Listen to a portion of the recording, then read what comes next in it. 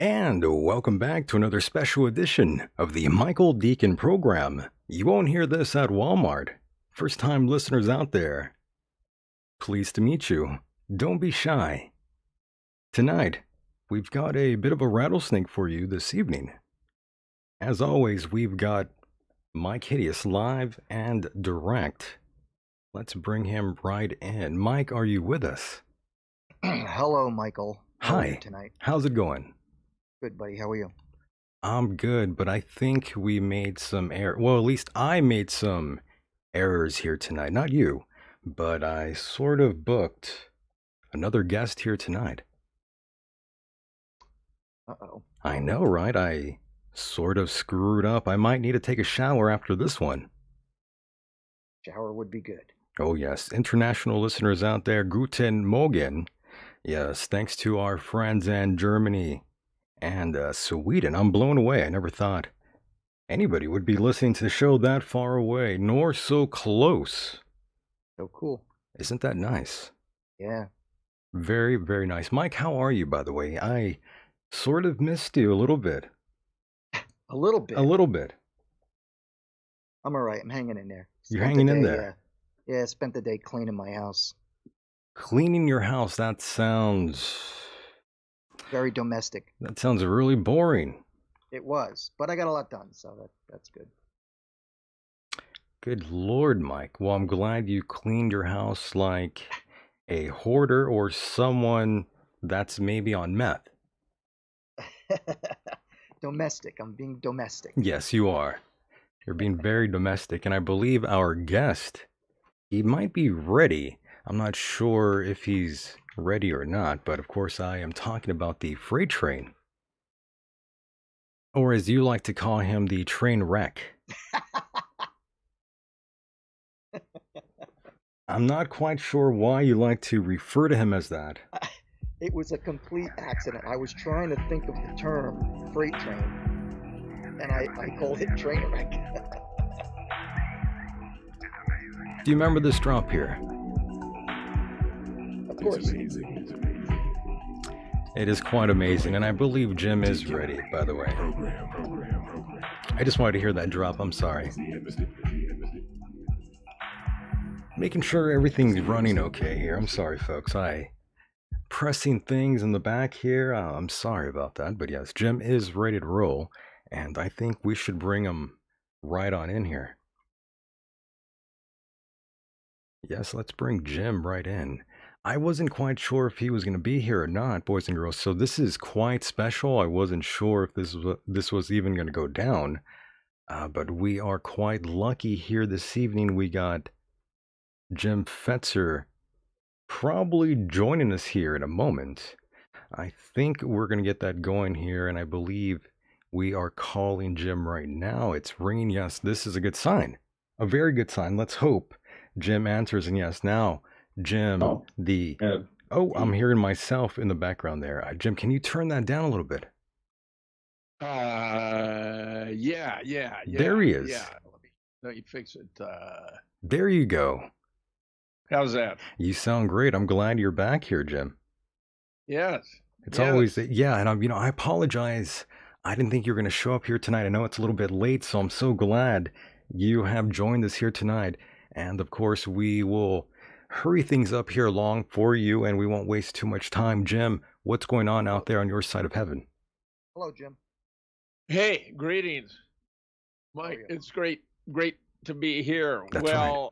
I think that we may be seeing some relief on the COVID front because the Sixth Circuit Court has agreed with the Fifth Circuit Court in turning down the Biden mandate, and this is going to be nationwide. So I believe we might, I don't want to be overly optimistic, but we might be seeing light at the end of the tunnel.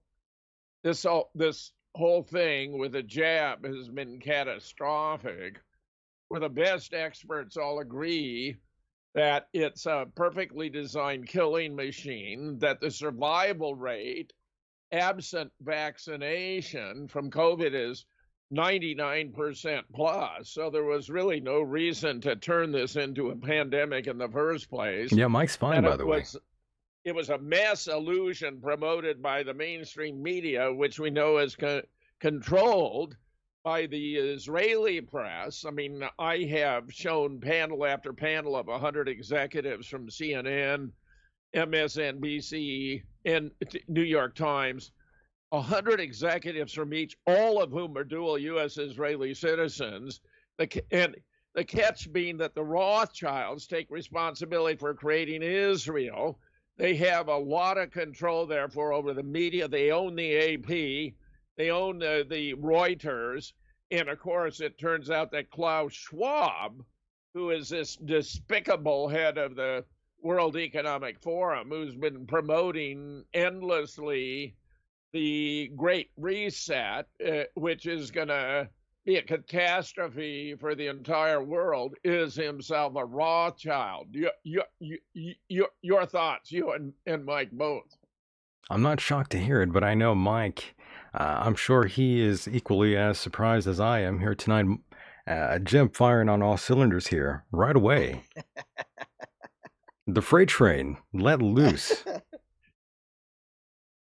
Mike, your thoughts? Well, I don't know a heck of a lot about the Rothschilds. We're talking about the rich family, right? We're talking about the worldwide banking empire controlling the central banks in virtually every nation in the world, where the few that remain become targeted. Thus it was Iran's been targeted, Libya targeted, Iraq even. I mean, there are very few holdouts anymore anywhere in the world. So this is, they're just exercising their muscle. You got to realize the entity operating behind the scene controls the World Health Organization, the American Medical Association, the Center for Disease Control, the National Institute of Health, the FDA, Federal Drug Administration. I mean, to have that much power requires extraordinary resources, and the Rothschilds have them. Well, you know what? I mean, not for nothing, I don't like keeping money in banks. I don't trust them. And secondly, everything you're saying, in this day and age, nothing surprises me anymore. And Mike is Yeah. actually vaccinated, by the way, Jim. I am. Is vaccinated, yeah. Yeah. Well, I wish you luck with that, Michael. I get the impression that they have used placebos in some cases, and they have maybe 3 different types, A, B, and C. Where A, for those they regard as more compliant, they're not wanting to take them out because they'll be obedient and useful for the future. And they couldn't release something that was so deadly it might kill their own children. So I think they have maybe kept the strongest, viruses and threats to the world in the freezer. But they're going to be willing to bring them out, I think, if there's too much resistance. I'm terribly worried because my family, like you, Mike, my family had been vaxxed. They went ahead and did it without telling me. Oh my! Because they knew I'd be opposed to it. So they did it behind your I back. am. They did it behind your back, Jim. Is that what you're saying?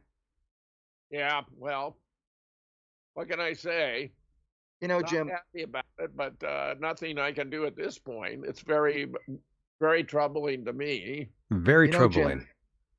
Jim, I have 2 very, very good friends of mine who are doctors. I've known them for a very long time. And even though he's not my primary care doctor, he's a friend of mine. And he's actually done surgery on me twice. My point is this, being a good friend, I asked him back in April, point blank, listen, tell me what you think about the virus. Now, mind you, this is a man in the medical field. He was a surgeon, what do you call it, bone doctor. I forget the term. Orthopedic. Yeah, like that or something. Right. So I asked him straight out because his wife is more of a primary care doctor, general doctor. And I said, what should I do? Having had cancer many times in my life, what should I do? He said, "Well, Mike, based on what I've read and studied as a doctor," he said, "you should get it, and because of your compromised immune system." So, truth be told, I don't have a fear of the virus of the vaccine. I sincerely believe that the virus is very, very dangerous, but at the same time, I don't know. I respect those who don't want to get it. That's fine. I get it. I'm all about herd immunity. I get it. But for me, it wasn't a big deal. On to Well, you. I've had the COVID. I was really about 2 weeks going through it, and it was pretty severe to me. I was so weak I couldn't even get out of bed. At Yeah, one you were point, bad. my wife had me transported to a hospital in an ambulance, the only time that's ever happened. Wow. And I was only hospitalized once for 7 hours, once for 8. And I did get this antibody IV treatment that I think is useful. And a friend sent me ivermectin, which I think may have turned the corner for me. So, I survived, but I got to admit, it was quite a hassle. I mean, I was floored by what I was going through. Oh, sure. I know a lot of people who have caught it, and they've told me the same thing. There's a guy I know out here. Him and his wife got it. They got it for like a month, Whoa. I've and caught it the wife twice, even. by the way, and it's I didn't do really anything either time. But, my immune system is not like everyone else's. Luckily, I survived. Nothing is too bad, thankfully. But yes, for some people, it lasts a really long time. Yeah, that's what they say. Yeah, like the loss of taste and smell. It seems to be prolonged for a while there. Yeah, Yeah. I didn't lose my sense of taste or smell. I did lose about 10 pounds going through the ordeal. It lasted about 2 weeks.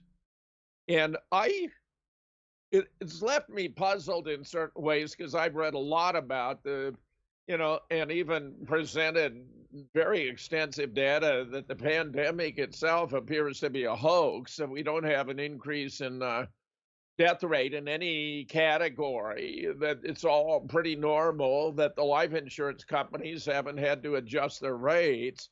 So my concern has been about the The vaccine, vaccine. which seems to me to be the real threat rather than rather than the virus. But there's certainly, God knows, room for debate about all this. Of Of course. course. And we're seeing lots of anti-vax protesting going on out there in Melbourne. Lots of Well, people taking to Melbourne, the yeah, streets. the situation is getting extremely serious in Melbourne, from everything I can tell. Yeah, I've heard it. It's pretty crazy. It's pretty crazy. It seems like that might even happen here in America. What's going on out there overseas, down under? It seems like people are out there in Howard Springs, that quarantine facility. It reminds me a lot of that Project Shielding that the CDC came up with. Well, we've had other developments too. Bobby Jr. has this book on Fauci, and it's pretty devastating. Um, that Fauci has a whole history of abusing his position. Get this. He's been controlling federal grants for doing research in these areas for like 40 years. Yeah, I He's heard a, about that. he's doled out billions of dollars in research grants. Yep. So he's got a whole host of those who are indebted to him, whom he more or less controls because they don't want to be cut off from the gravy train. I mean, pretty serious, pretty bad, Right. because Fauci seems to be he's going to turn out to be the greatest mass murderer in history. I mean, I would like it if that weren't the case, but it looks to me like it's going to be. We have, for example, and I haven't updated the data, but as recently as 2 weeks ago, the World Health Organization had an adverse effects record of over 2 million in a whole host of categories. I mean, the number of adverse effects is just huge in the range. There must be 24 categories of physical anomalies that are induced by the vax. What's fascinating is 70% of them are effects of women, which suggests to me that this is really depopulation affecting fertility and reproductive capability. But striking even more than that is the year before there were only 2,000. So you went from 2,000 to 2 million. That's a 1,000-fold increase once the vax was introduced. And in years prior, the year prior, it was only 87, before that 211. In other words, everyone in the medical field knows there's a huge problem here with people being affected and they're dying or they're suffering serious adverse effects 1,000 times more than in the past, in the worst year in the past. And that year was extraordinary because it itself was, compared 2000 to 87, it was a big, giant step forward. So I'm terribly worried about that. And I don't know if you heard, when Biden was running for president, one of his comments about Trump was, anyone who, and I'm paraphrasing, anyone who loses so many people by death from a virus or something such as that should step down as a president. Really? Yes. Is that what he said? He said that as a candidate for presidency. Now, the facts are there are more people that have died as a result of the virus under his watch than under Trump. So I ask you, should Biden stand by his own words and step down as president? Well, the guy's actually not the senator from Delaware. I've published on this. I did a whole hour show with David Zublik on his Inner Circle, going through all the evidence that this isn't the real Joe Biden. This is an actor. All he does is to read scripts. My He's goodness. got different color eyes. James Wood, the actor, was the first to notice they're brown instead of blue. That he's got different ears, that the shape and size of the skull is different. That's most certainly a property that cannot be changed. Eye color can be affected by contact lenses, for example. But he also has my suspicion, which I was articulating in the aftermath of the first debate with Donald Trump, has been confirmed by a pharmacist who spends a lot of time comparing signatures to make sure that prescriptions are being legally obtained, and discovered the signature of this guy is not remotely like that of Joe Biden. And I'd already done earlier research about social interaction with Jill. When Jill was with a real Joe, she was just beaming, arm in arm, hand in hand. He'd have this shit-eating grin on his face. When she's with this new guy, they're not holding hands. She doesn't look happy. He doesn't have the grin on his face. It's not the same guy. Amazing. We not only had a fake election and a fake inauguration where I was noticing it was pre-recorded and it was being broadcast too early to actually be legal. It was taking place at least 15 minutes before the expiration of the Trump administration, before noon, so that it couldn't even be illegal. But there were internal signs that it was a fabrication, including the spectacular fireworks display at the end, which no one in Washington observed because it didn't actually take place. It was a special Hollywood effect. And now, of course, they're doing these Oval Office events in a stage in the Eisenhower office building, where we have photographs where you can see the members of the press in the audience looking on as Biden does his thing, the fake Biden, including a fake booster shot where they've compared the arms, and it's not the same arm. The arm that got the booster was very hairy. Very Biden's hairy. arm is not. It's that bad. Yes, I've seen the photographs. You showed me the ears, which are very strange. I wish I had those photographs now to show the audience, those in the chat room. And by the way, for those that, well, Mike, I'm not sure you are in the chat room at all.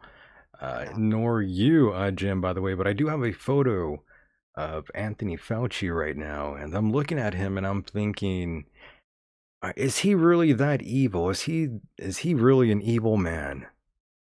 If I may interject for 1 second, Fauci said in the early 80s, when AIDS was a major concern, Fauci said, and I quote, "You can catch AIDS by being next to a person who has AIDS." Just ridiculous. Just ridiculous. Do you Well, think AIDS he's a was? ridiculous man. He really is. Do you think AIDS was created in a lab, Jim and Mike? I I, don't. I, I suspect it was, and Fauci seems to have been involved in all of these criminal activities. This is another aspect of Bobby Jr.'s book about Fauci, that he's been involved in one of these medical scandals after another.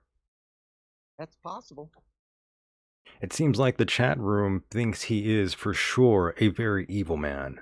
In their opinion. Yeah, well, the chat room is right. The chat room is spot on. It's There's just their no opinion. doubt It's not about a fact. We don't know for sure if he is evil, if he works for Satan himself. We don't really know that as a fact yet. These are just things in the air. These are just opinions. But yes, they think that is Lucifer in front of us, basically. They think that really is the one.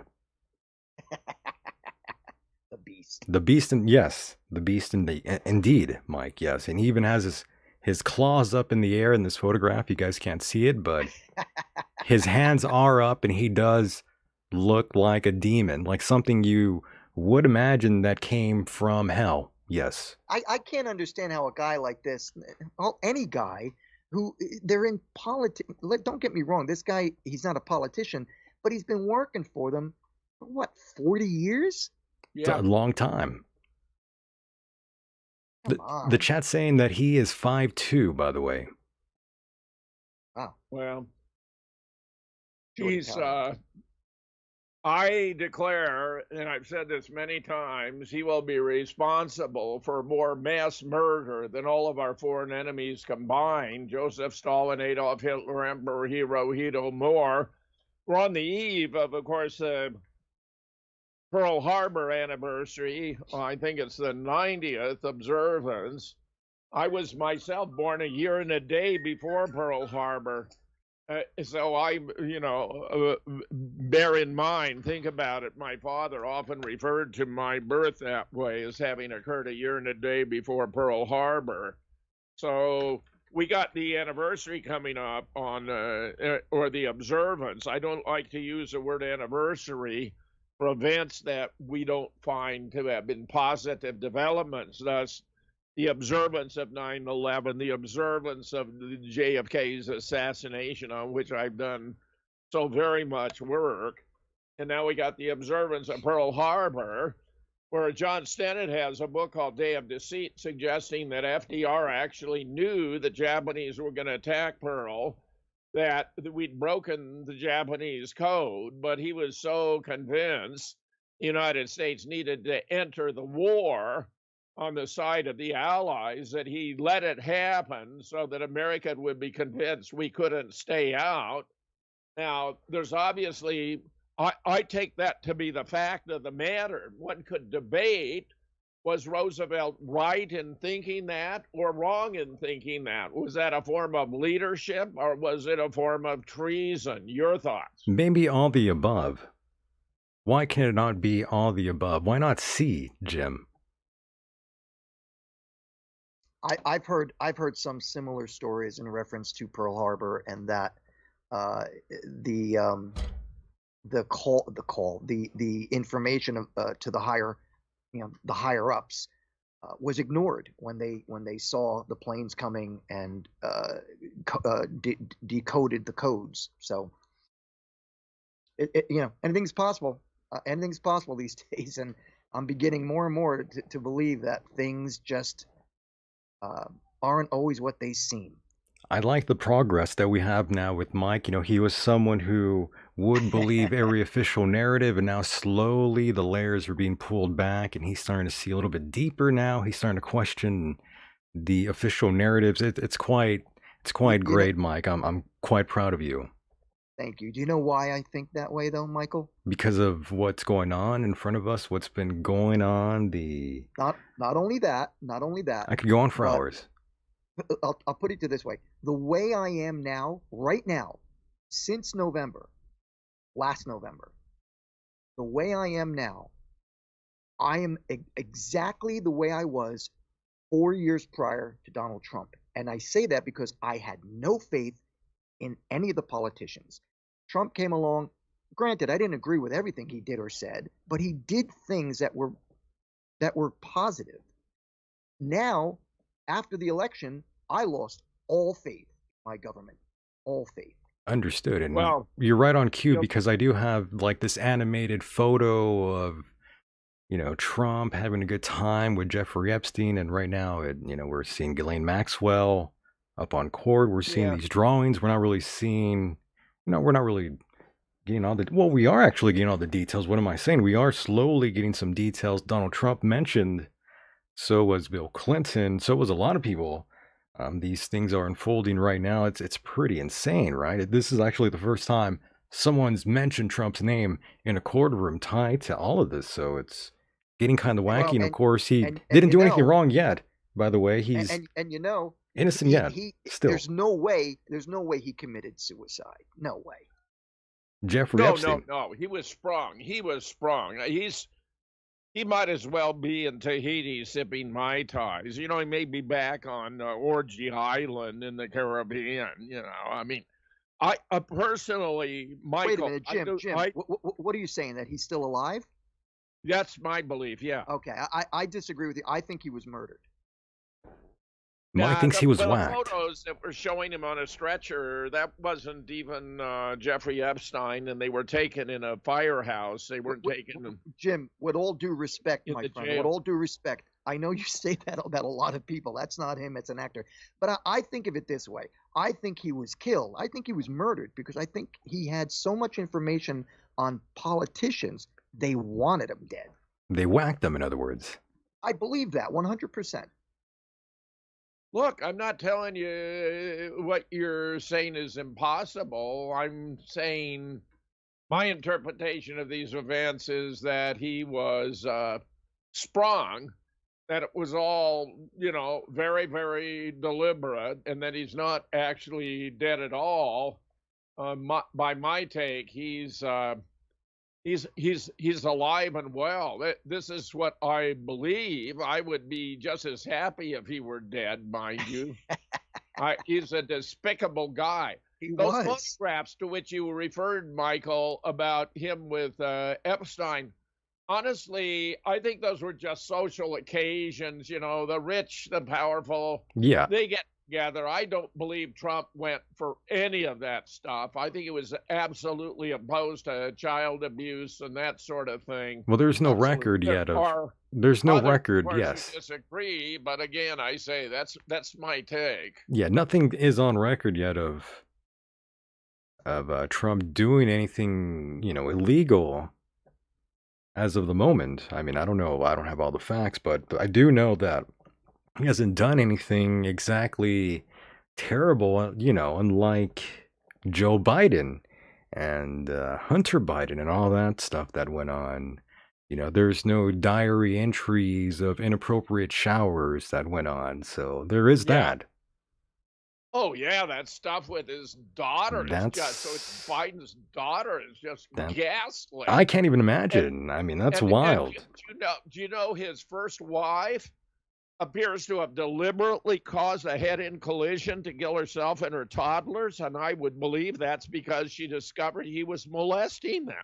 That is sick. That whole family, there's something wrong with the Biden family. I'm not sure. I can't really put my finger on it. I'm not quite sure. I don't mean to judge these people because, I am of God these days, so I don't really like to judge others out there. So, I can't really say anything, but, I perceive him to be like this evil entity for sure. Do you like that, by the way? Do you like the way I worded that, Mike?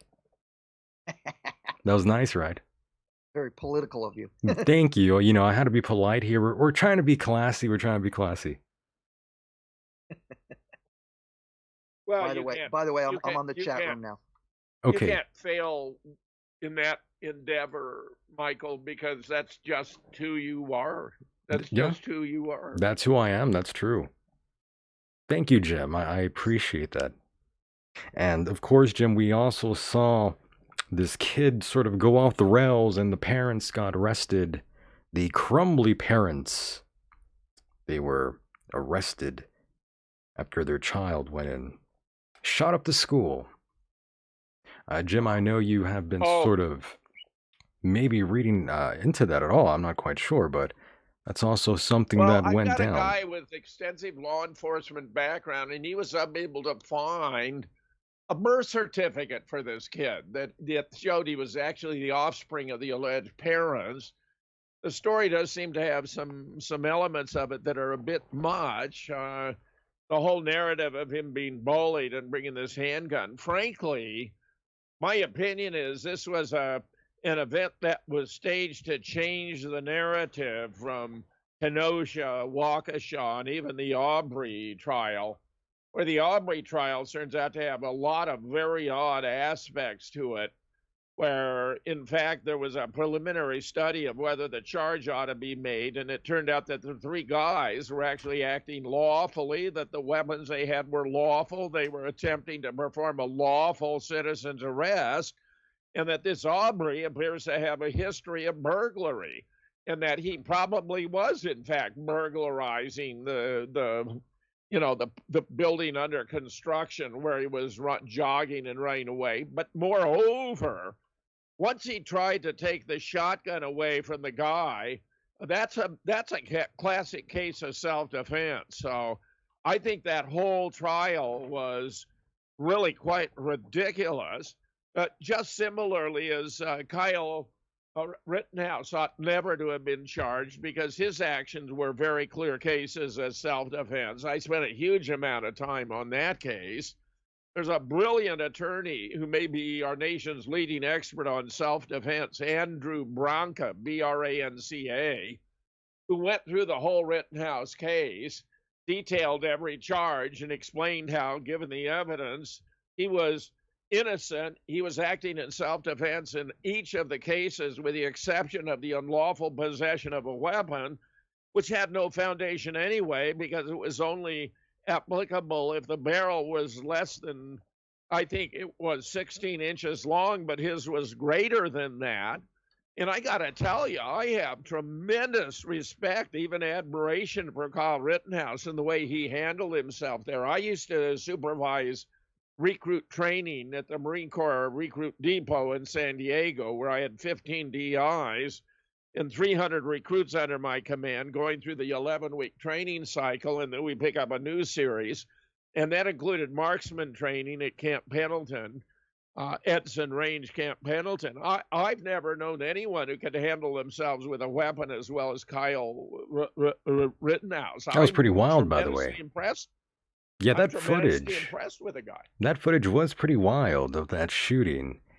A few years back, we wouldn't have been able to get that kind of quality, and of course, there is like drone footage of that as well. It's pretty ridiculous. Whether Michael, you, get this. uh-huh. The prosecution committed any number of violations of the strictures in the law. For example, they questioned why he hadn't talked about the case. The judge had already warned the prosecution that that could not be raised given the Miranda rights he had, and yet the prosecutor raised it anyway, at which point the court cleared the jury and reprimanded the prosecutor.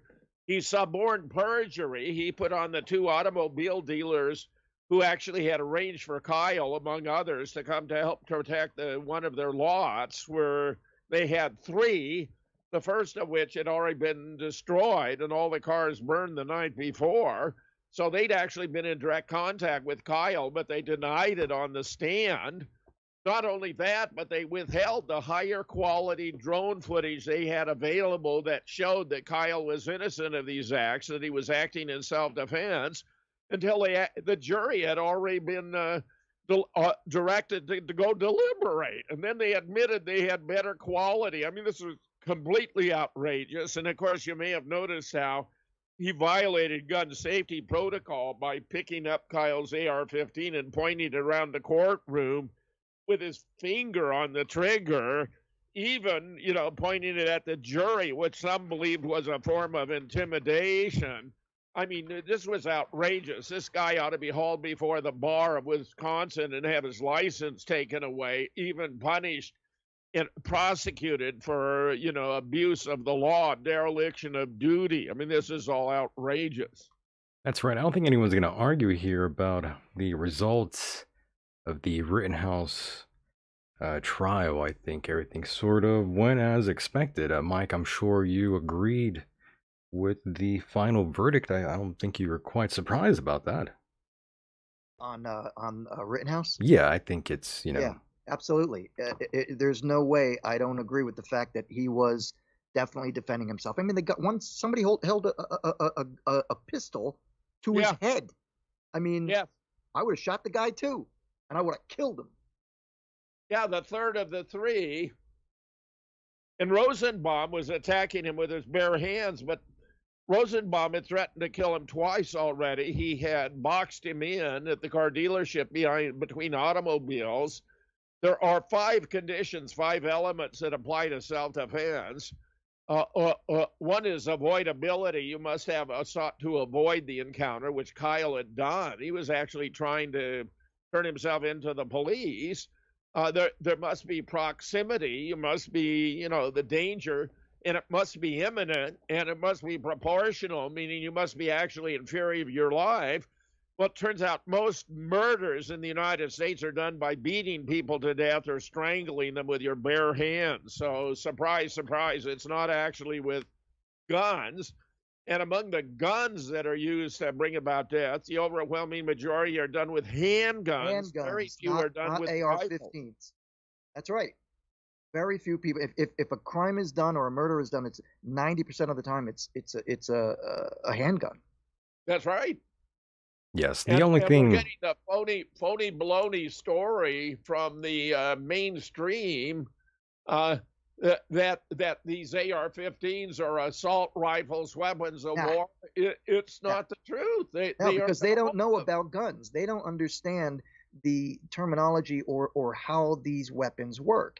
I hear so many people talking about AR-15s being these military guns, and they're not.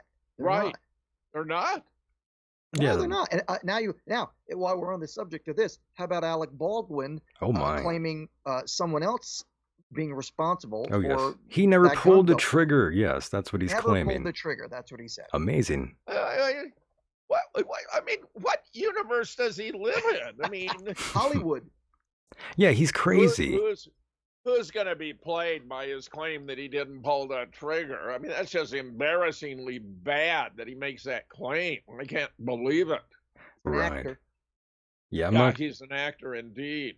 Yes, he's claiming he never pulled a trigger in the Rust shooting. By the way, that's where they went and did that filming of that movie Rust. By the way, last month, and I believe he's going to be charged. He still can be charged for the shooting. That's what they are saying. Oh, he's going to be charged with a shooting. I don't have any doubt about it. And It's too bad. I always like his acting and his movies. It's too bad he's such a pain in the ass. He's an actor, we have to sort of give him a pass. He doesn't really know any better in that sense. So maybe he didn't pull the trigger. Who knows? I wasn't there, but maybe Well, how I don't could he know. have not pulled the trigger? I mean, guns don't go off on their own, for crying out loud. It was kind of a joke, Yeah, But kind of a throwaway. it's yeah, but again, I'm pretty sure he did pull the trigger, obviously. He's delusional. Well, he knows like his life is really on the line right here, and I don't mean that. I mean that. What am I trying to say here? His Metaphorically. career, his profession, career, exactly. is standing in the. He's got everything at stake here. You're 100% correct. Yeah, so Yes. he's going to deny it, of course. But yes, I want to go back and divert your attention to that kid that shut up that school, by the way. He looked mentally deranged. And Jim, you're saying that there was no birth certificate for this kid. Is that what you were saying a second ago or a few For minutes who? ago? Yeah. Wait, for who? I've got a legal expert, guy with extensive law enforcement who's very good at research. We've been collaborating for a long time. And he's finding very suspicious elements in this case that suggest to him that it's staged. They're saying I'm this was saying staged. If it were staged, that the timing is perfect for a staged event because they want to divert attention from Kenosha, Waukesha, and even the Aubrey. Because, I mean, look at the Aubrey. Yeah, 3 white guys convicted of killing a black man. Well, that's not supposed to happen in the systemically racist America. Oh, God In forbid. in Waukesha, you had a black BLM zealot driving through a parade of white people Right, but viciously. that wasn't racist. No, that appears to be completely bona fide to Oh me. yeah. That they did have some footage, though, that appears to have been from a different occasion of bystanders over the bodies, but the bodies weren't distributed properly. You couldn't see any of the bodies. There were no EMTs, no ambulances there. That part looked staged. And I wonder if it wasn't planned to try to make people think that the whole thing was phony. But I've done enough work on this one to be very confident this whole thing was very real, sad to say. I just want to And say a that lot of kid looks insane, by the way. He looks like something out of a horror movie, by the way. His name is Ethan Crumbly. Even that last name is really, really goddamn creepy, by the way. A 15-year-old yeah, Oxford high school student. He was charged as an adult with 4 counts of first-degree murder, terrorism, and assault. That's he went and shot Shit. 4 students, by the way. That is pretty wild. And he was mentally disturbed. They're saying there were signs of him, going off the rails, being like a crazy bastard. In other words, he was going through well, these things, and he went and shot up the school. That's what they're saying with a 9 millimeter that was his dad's. yeah, Sig Sauer. It just doesn't look right to me. I'll just tell you, it does not look right to me. There's something wrong about this case. I think there's something wrong about that kid. There is something wrong with that kid, but you wouldn't be surprised if I told you that, they do use people that are mentally disturbed to carry out these things. We'll leave it at that, but yes. Oh, sure. Oh, sure. By the Michael, way, if we're, talking about hot button issues, I am going to be dumbfounded, but it may be that Roe v. Wade is about to be overturned. I have personally believed that Roe v. Wade was one of the wisest decisions ever rendered by the U.S. Supreme Court by, drawing the distinction between the 3 trimesters where a woman's entitled to a abortion without constraint in the first trimester, where the state can regulate how it's done during the second, but where in the third trimester, abortion for any other reason than to save the life or health of the mother qualifies as murder. That has seemed to me to be correct, that was the right take. And look, here, it turns out that as a matter of development, fetal development, that the evolving fetus is not capable of viability of surviving outside of the uterine environment until the end of the second trimester. This is known as viability.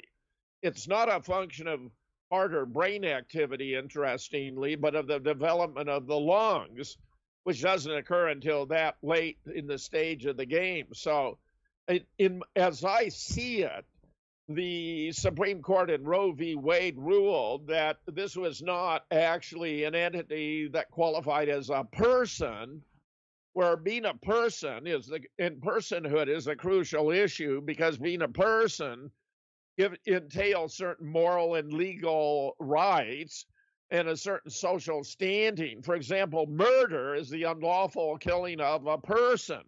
If you're not killing a person, then it cannot be murder. So killing a dog isn't a murder because a dog isn't a person. Well, by the court's reasoning, the developing entity, until it acquired viability, wasn't a person either, but a very special kind of property, a form of property.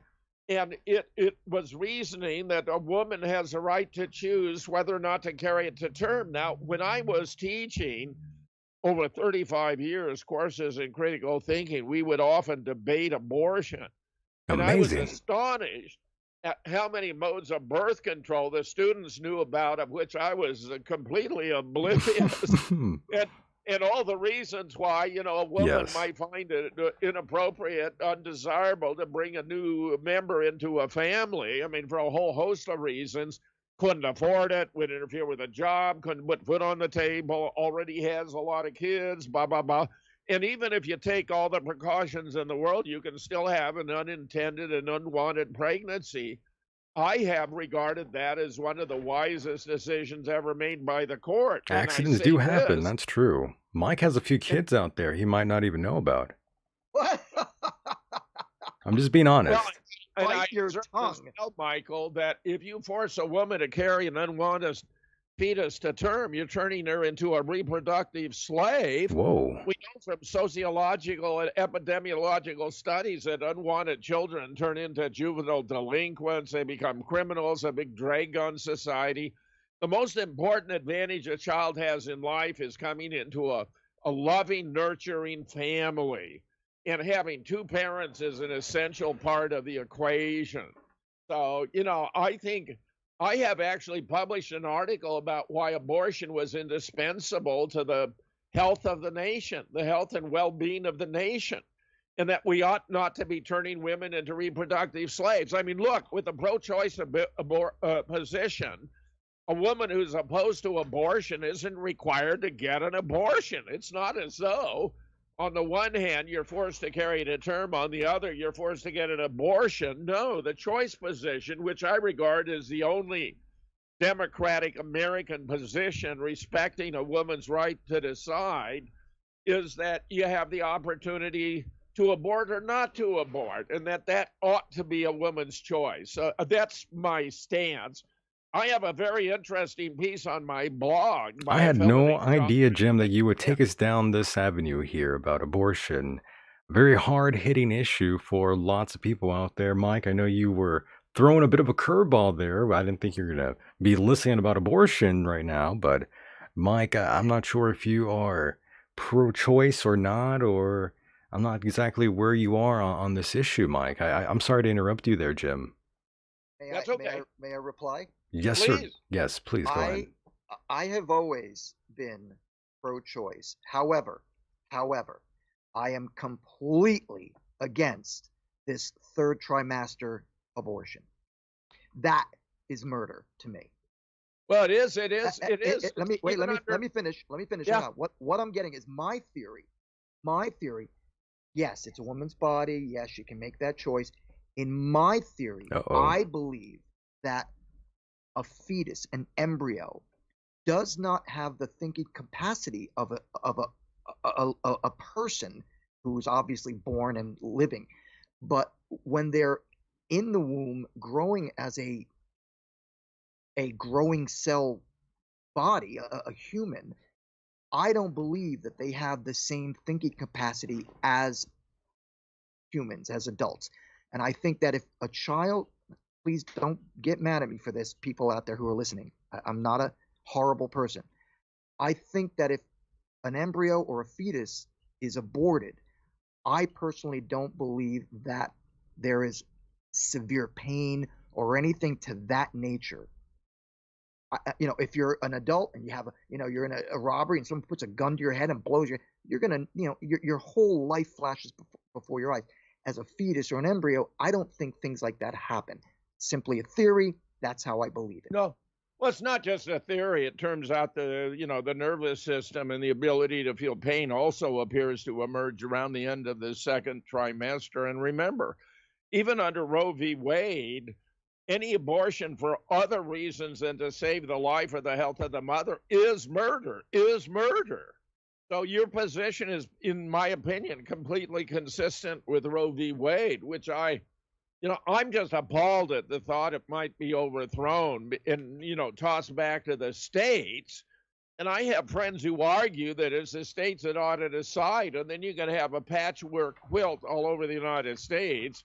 And a woman may have to go to another state to secure an abortion, to which, in my opinion, she is entitled to have if the law is properly applied.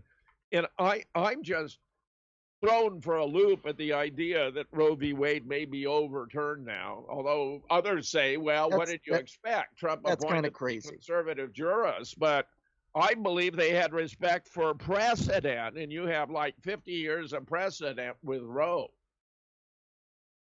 Well, By the way, I just wanted to quickly say thank you, Dr. Strangelove, for that. And also, Shane Smith says abortion is murder no matter what stage the mother is in. No excuses. The only way a abortion would be acceptable, in my eyes, is incest, rape, or threat to the mother's life. And then I'm still on the fence. And that comes from our listener out there, Shane Smith. What do you guys think about that? Well, everyone's entitled to their own opinion, right? I mean, that's a lot of people share that opinion. I was explaining why abortion isn't murder because the developing entity doesn't qualify as a person until it attains viability, which is how I read the Supreme Court decision in Roe v. Wade, that until the entity could survive outside of the interuterine environment, it doesn't qualify as a person. You are So a baby killer, Jim. I am shocked. I I and am that just violates appalled. ordinary language because a baby is a product of a live birth, and we're not talking about infanticide. Would you believe Virginia had a governor who advocated infanticide? How incredible is that? Really? Yeah. That is a little much. Well, I think any of these states that consider making abortion illegal, I think it's kind of wrong. But at the same time, I believe that anybody, women and their mates who are, if a woman is pregnant, I think they should really think about these things before they step into that realm of having intimacy. And then third, if you are knocked up, please don't get it at the third trimester. You have to get it done early before this thing develops into a child. oh, the So, over. Well, see, that's the question. When does it develop into a right, child? Normally, that word only applies to a live birth, the right. product of a live birth. And we don't know that, just like we don't know what the hell happens after we die. And yet there are so many people, especially that Michael and I have interviewed, who believe that there's life after death and that there's this and that and the other thing, and they quote things from the Bible and say, well, this is what it's like. I mean, how do you know? How do you know who has died, gone to the other side, and really seen what is there? I mean, so when they talk about that, it's like talking about abortion or the fetus and knowing whether or not it actually thinks. These are things we just don't know. Do you think we should get a license before breeding? No, this isn't China. A license to breed, Jim. Do you think that would be helpful at all to prevent people like Well, that kid that shot up that school just it today? it it it used to be called a marriage license, but today so many children are born out of wedlock, and no one thinks Exactly. twice. No one thinks twice about it. I mean, we have a Exactly. lot of, let's be honest, we have a lot of shithead kids out there, you know. Let's be Absolutely. truthful here, Jim. Let's not sugarcoat it or beat around the bush. And a lot of people out there, lots of adults, they have no business having children. There's so many people out there that you don't really want. Uh, you really can't even imagine them even having a kid, let alone leaving your child with this person. It's like leaving your child with like Jeffrey Epstein or something to that Uh, extent. You know, it's uh, there's very that's a sickening. pretty gross Yes, idea. people out there are Michael, disgusting. Let's you be know, honest. you know something, Michael? I've said this so many times. It all comes down to proper parenting. And as you just said, there are so many un, un, ba- ma- births that take place out of wedlock. And there are so many divorces where the parents, the child grows up with one parent. And it's gone cuckoo since like the 19th century and even the 20th Or century. is that going too far, though? Are we pushing the envelope by saying that? Is that going to, rile up some people and say, look, no, now you are trying to dictate life and now you're trying to play God? Is that what we're doing essentially if we go down that rabbit hole? I think we played God when China invented this virus. Oh, how dare you? Yeah, In your opinion. in my opinion, and my Yes, there you personal go. opinion, has nothing to do with the radio show. We don't want to, you know. But Yeah. yes, good point there, Mike. Point well taken. I like that. I like how you brought it all around there. We appreciate that here on the show. Look, That was good. how many sex changes are taking place nowadays? That's what society says now. Men can get Right. pregnant, by the way. Oh, that's That's crap. that's what they're saying, Jim, as you know. And Well, show me one man who has had a baby. it's completely lunatic. Of Oh, course, yes. it's Of course it is. lunatic. I Let's mean, leave that one alone. Yes. You know, they say, look, I got nothing against homosexuals. I know a lot of them, and I have nothing against them. And you know what? When I was a musician, I used to be around transsexuals, transvestites, homosexuals, lesbians. I didn't care. Yeah, Mike You know, went it gay didn't for a bother me. while. I went gay for a while. But my point is this: when you start changing your sex and lopping things off and growing things, that's playing God. Yeah, we play well, it's God all the absurd, time. to deny the existence of two sexes. I mean, it's just total, total bullshit. The It most is. basic elements of biology here, make a difference to life. In fact, without them, there would be no life. We're a sexually reproducing species. If there weren't two sexes, there wouldn't be any human beings. I mean, give us a Exactly. break. They say to us, follow the science, follow the science. Well, who the hell is not reading their damn biology book in high school, for crying I out loud? know, No, there's a I lot of know, people you'd be I know. surprised. You'd be surprised. Lots of people don't. But yes, point well taken. And as we move along here from this very dark, grim, bloody subject, yes, let's remove the coat hanger now and move along here, boys. And Well, Michael, yes, sir. that's actually a very apropos observation because prior to Roe v. Wade, a lot of women died agonizing deaths That's right. from coat hanger That's right. abortions. You I got the mean, reference. Yes, nice. yeah, That's right. abortions aren't going to end even if Roe v. Wade were somehow abandoned or restricted. You're just going to have women reverting to the way things were in the bad old days. And I guarantee you they were the bad old days when women were resorting to all kinds of crude procedures to rid themselves of unwanted fetuses. I mean, it's a major problem. It has been observed that if men could become pregnant, abortion would be among our most sacred rights. Can you imagine if men did get pregnant for sure, like biologically, men for like would get pregnant? That would be kind of insane. Like women too would still get pregnant, but in a strange, like alternative reality, I can't even imagine that men Yeah. being pregnant. No. Holy shit! I give credit to women for having a baby because I certainly wouldn't want to do it. Yes, respect to the women out there. By the way, Absolutely. much respect. We're not no disrespect to the women. We love them. They carry the baby. We Yes. appreciate that. Nurturing. Yes, I could not do that myself. I couldn't shoot No anything out way. of my, out of my lower half there. That is Right. insane. Like passing a bowling ball. No way. Yes, I that I is had I freaked out when ridiculous. I had a stone in my kidney, and I thought I was gonna die. You Could you gave birth. imagine? You gave I birth gave there. birth to a pebble. Yeah, a little That was fetus pebble painful. there. Could you imagine a birth? Oh my gosh. Oof, painful. Yes, much respect to the women. No doubt. And of course, that brings me to this other subject with, of course, Chris Cuomo, another favorite out there. Oh, CNN fired him, which is pretty outrageous. I had no idea that was going to come. But I guess when you help your brother and you lie about it, I guess that's no good. So CNN cut the legs right underneath him, pulled the rug right underneath him right there, and said, "No, the paycheck is gone." Jim, your thoughts and opinions on Chris Como finally it's being Trump's fired? fault. Well, he always seemed like a scummy guy to me. I didn't pay a lot of attention to Chris Cuomo. I mean, it's a network I prefer to avoid, though I will check in periodically to see how they're covering the stories.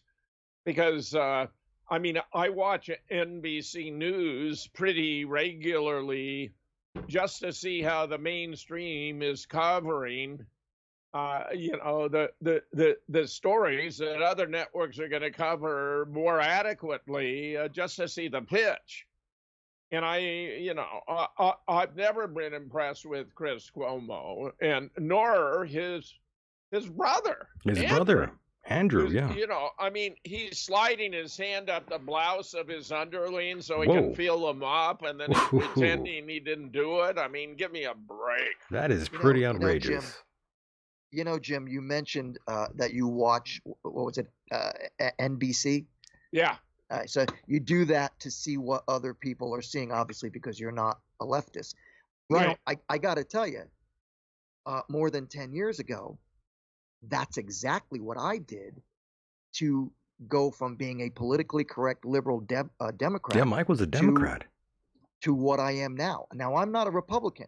I'm more of an independent. But, Yeah. Over a decade ago, I was still politically correct liberal Democrat. Mind you, I wasn't throwing Molotov cocktails and spray painting things and pulling down statues. No, I had my own way of protesting. You weren't that insane, in other words. What? I said you weren't that. I was yes. never that stupid. Sure. My point is this: I began to listen to those on the right about what they were saying about the left, because without hearing that, I had tunnel vision. I only heard the left. When everybody back in the what was it, I think the early part of 2000 or the late 90s, I can't remember, when Giuliani became mayor of New York, the mayor of America. All the people who I knew who were Democrats and liberals were all saying Giuliani's a Nazi. And I went along with it, but I didn't realize how wrong I was. You thought that? Of course, because amazing. What I'm saying is that I was blind. I had blinders on, and that's a lot of what people on the left think these days. Is particularly Democrats. They are not. Don't take this the wrong way. They are not educated in politics and understand who these people are, who they're voting for. That's why I think so many of them hated Trump, because they were watching CNN, they were watching MSNBC, CBS, whatever, and they were not watching Fox, because everybody thinks Fox is completely opposite of every other news broadcast out there. And it's not. They tell more of the truth than any of these leftist ideology news broadcasts do. And they all have their own narratives, and you are absolutely correct. And thank you to Max Cole Films, by the way. We appreciate that. And in the chat room right now, I know you can't see it. Max. You can't see that right now, Jim, but we do have Andrew Cuomo nicely displayed in the chat room, a nice big photograph with his nipples looking to be pierced, by the way. Say that. Isn't this gross? He's a very sick man. I'm not quite sure why he has his nipples pierced as a man of this age. I mean, he's a lot older now. He's not a younger gentleman anymore. He's kind of past that age already, in my opinion. I mean, he has his nipples pierced, Michael? I believe so. In this photograph, those look clearly like his nipples are pierced, by the way. And it's not a rumor. The photographs right here. There's plenty. I don't want to show you them. I don't want to corrupt your mind out there, boys and girls. It's disgusting. But yes, his nipples do appear to be pierced, by the way. And again, you could have your nipples pierced and all that. But I mean, if you are in that sort of position, maybe you should take off the nipple piercings, if you're going to go out in public. Again, you're kind of a little too old for that. Michael. Yes, sir, Jim. Go ahead. I'm Michael, sorry. Before we have to part this Yes, evening, I want to mention that next weekend I'm going to reprise my False Flags and Conspiracies 2020 conference, where I had 24 speakers on a whole host of subjects. I've got the program is shaping up beautifully. Among the presentations are going to be some on the earliest false flags, including the gunpowder plot, including the false flag at Jamestown, including was Pearl Harbor really a surprise attack, including what happened to JFK, including a host of others about Kenosha, and Waukesha, A Tale of Two Cities, which is going to be complemented by some who want to speculate or offer reasons to think they might have been false flags, one or the other. Also, I've got a brilliant woman talking about the vaccine wars from a legal perspective about these mandates. I've got another on the fall of America, of millennia of false flags. I've got others about the search for lawful government, Amazing. on the freedom of the press, on American Revolution 2.0. I mean, I'm telling you, there's a lot of good stuff pouring in with a lot of very good people. And I just want to tell everyone, it's going to be available for free. I expect to start broadcasting at 9 a.m. Central Time and end at 9 p.m. Central Time on Saturday and on Sunday. It's free to the public. You can check it on Mix and Stream. Mix, capital N Stream. Mix and Stream, 9 a.m. to 9 p.m. Central Time, the 11th and the 12th of December. That's next Saturday and Sunday. So I invite everyone to tune in and check it out. Very nice. And of course, if you want more information on Mr. James Fetzer, please go to his website, jamesfetzer.org. And before I do officially let you go, Jim, what is this about Johnny Carson here on this first article with Mike Pellicek? Mike Pellicek is, a humorist in the tradition of Will Rogers or Garrison Keillor, and he's giving his take. Johnny Carson ridiculed Jim Garrison, even though Garrison had a 99% conviction rate in New Orleans and was going after Clay Shaw for involvement in the assassination of JFK.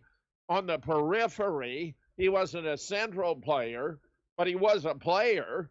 And Johnny Carson was abusing his position by ridiculing him on his Tonight Show. Garrison actually asked for and received the opportunity for a 30-minute rebuttal. But this book, this wonderful new book by Mike Pellicek, is just reflecting on a whole host of issues and aspects of American life and how puzzling and ironic and satirical many of them turn out to be. Oh, okay, I see. I was just like, what on earth is this? I guess I have to read this, I thought. Yeah. Somebody Well, could have been impersonating Johnny Carson. That- I'm just kidding. You never know, right? Amazing Just kidding, stuff. Jim. Just kidding. Jim, no. Mike Pellicek's a terrific guy. right. He and I co-founded moonrockbooks.com when Amazon banned our first book, where he was a series editor and I was a book editor. He proposed the title, Nobody Died at Sandy Hook, Yeah. which has a subtitle. It was a FEMA drill to promote gun control. Amazon banned the book less than a month after it had gone on sale and sold nearly 500 copies because it blows the whole case apart. I released it for free as a PDF, and a friend of mine estimates it's been downloaded as many as 10 million times. Meanwhile, I published other books, where I bring together groups of experts, as I did there, on Boston bombing, Orlando and Dallas, Charlottesville, Parkland, even the moon landing. Amazon, of the 12 books that have been published at Moonrock Books, Amazon has banned 6. So I think I hold the indoor record for having serious books banned by Amazon. It's outrageous. I'm going after them with everything I can because I think they were acting on behalf of the state, which means they violated the First Amendment and are vulnerable to a lawsuit. My goodness. Once again, Jim, thank you so much for being a part of the program. We will talk to you again on the other side, my friend. My great pleasure. And Mike, I'm delighted you joined us tonight. Thank you, Jim. It was good to hear from you. I hope everything goes well. And if we don't speak to you, have a good holiday, okay? Thanks. You guys too, both of you. Take care, Jim. Good night.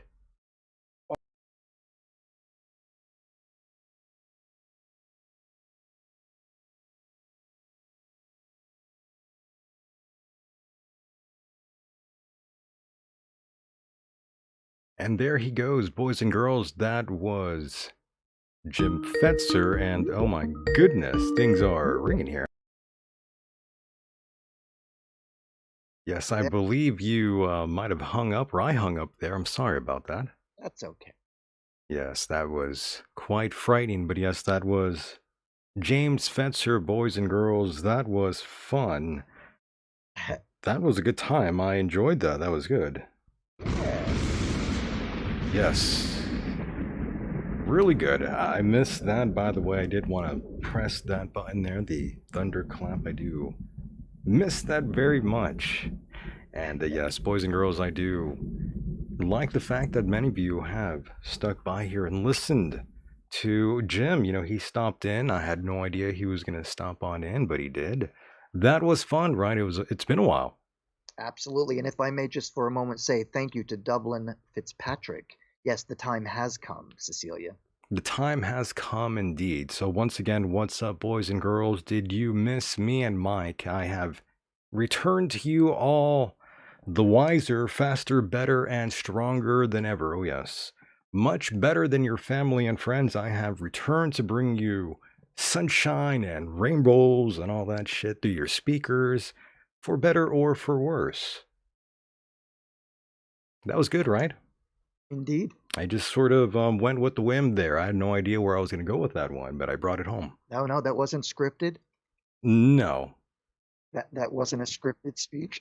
not at all. I sort of just, went with it. That's what we do here. It's sort of improv. We say these things, we think of them, hours before the show, and then you get in here and you get nervous, but everything sort of connects together, and you fire off your thoughts, and they all sort of connect together. It's quite astonishing. Just like my mother told me, I sold my soul. So let's prove her wrong, boys and girls. Let's prove her wrong. So, yes, it feels great to sit here and entertain you once again.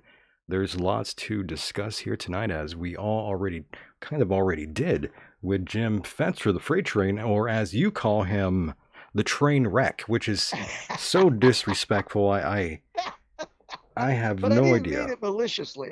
Again, I made a mistake. I meant to say the freight train, but I said train wreck. That's all I hear when you say that. I know. That's I hope Jim terrible. doesn't think I'm being a jerk to him. He's 'cause, gonna hate you. I'm sure. He hates you already. No, I'm kidding. He likes you a lot, Mike. I don't think the man hates you at all. Dr. Strangelove says, Deacon, get that South African crying baby sound. Which one is that one? Yeah. Which one is that one? I've never heard of that. That sounds kind of what- outrageous coming from you, but you are kind of an outrageous guy. We kind of already know that. And Michaelos Michael. says, great show, Mike. And Anthony, this show is lit. Mr. Deacon, yeah, it is kind of lit. I'm kind of lit myself. Go ahead, Mike. I'm sorry. Go ahead. That's all right. I was going to ask you, what's the difference between a South African baby crying and a North American baby crying? No idea. They all burn the same to me, in my opinion. But I've never burned the baby. I don't really have experience in burning babies. That's a little You dark. mean when you're cooking them? I've never cooked a baby before. That's kind of along the terms of like a Jeffrey Epstein and a, that you'd sort have of sex cloth, with it. like Bill Gates, those kind of people. They do, those folks do that sort of thing.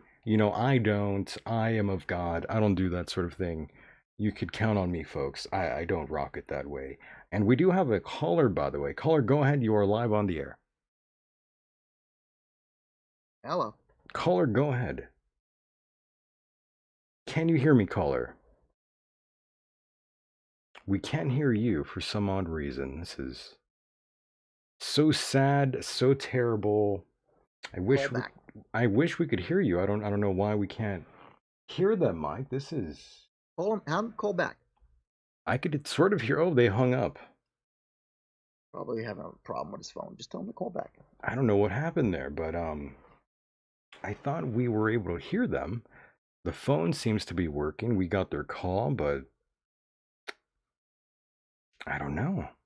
Call back, caller. Yes, call back. That number is 424-666-2425. If you do want to call in, please feel free to do so. We don't mind you calling in at all. We would like that. We appreciate your call. Call in, people. Yeah, that was Tell us weird, how you Mike. feel. That was very unusual. I thought, no, everything's set up right. Pretty strange. Pretty Call in, strange. people. Tell us how you feel about $7.5 trillion being spent by a guy who can barely remember his name in the White House. Are you talking about everyone's The favorite corpse. president? The corpse. The corpse Joe Biden? Yes, sir. I like him. Corpse He's Biden. a funny character. He is. He is. He keeps me entertained, I'll tell you that. Trust me, I get a big laugh of the man. I really do. The sad thing, Michael, is that everything that's happening is not funny anymore. It's not funny. It's not being funny, right? And by the way, the audio is working just fine. So I'm not quite sure why that gentleman hung up on us. I feel very bad. I feel neglected.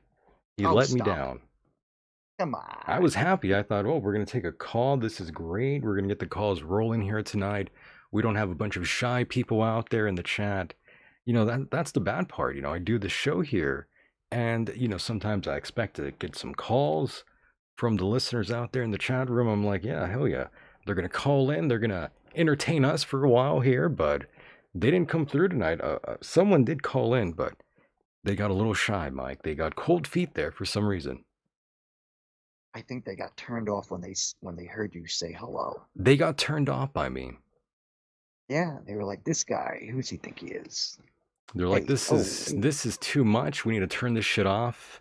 This is corrupting my mind. This is like Chris Cuomo coming to my door. Can you imagine if you opened the door and Chris Cuomo was there? Could you imagine if you opened the door and Chris Christie was there? Oh my God, don't get me started on Chris Christie, the most awful human being on earth, in my opinion. That idiot. That SOB. What a dumbass. Oh yeah, so Mike, I had this clip here I wanted to play for you. Let's do it. Yes, and of course, you know, it's not a good one. It's when they were attacking Trump, by the way. Ugh, what else is new? They were calling him a pedophile, I believe. Unbelievable. Jeffrey Epstein was Jeffrey running a Epstein, sex trafficking ring in the early 2000s. Oh shit. That included underage girls Oof. as young as 14 years old. Donald Trump in 2002 said of Epstein, he's a lot of fun to be with. It's even said that he likes beautiful women as much as I do, and many of them are on the younger side. He routinely spoke fawningly of Jeffrey. He admired Epstein's lifestyle. Your daughter, she's beautiful. Can I say this? A piece of it. Yeah. She's actually always been very voluptuous. What does Tiffany have of Marlon's? She's got Marlon's legs. We don't know whether or not she's got this part yet. You were playing tennis and you came off the court. Quote, look at that piece of I would love some of that. It so happened that Trump was referring to Cohen's then 15-year-old daughter, Samantha. I had the impression that he was interested in younger women and that, you know, women would age out for him. Miss Teen Universe? Yeah, that's like giving Jeffrey Dahmer a cooking show. I'll go backstage before a show, and everyone's getting dressed and ready and everything else. And I'm allowed to go in because I'm the owner of the pageant, and therefore I'm inspecting it. I stayed there with no... Donald Trump is heard making questionable comments about a young girl. You're going up the escalator? I'm going to be dating her in 10 years.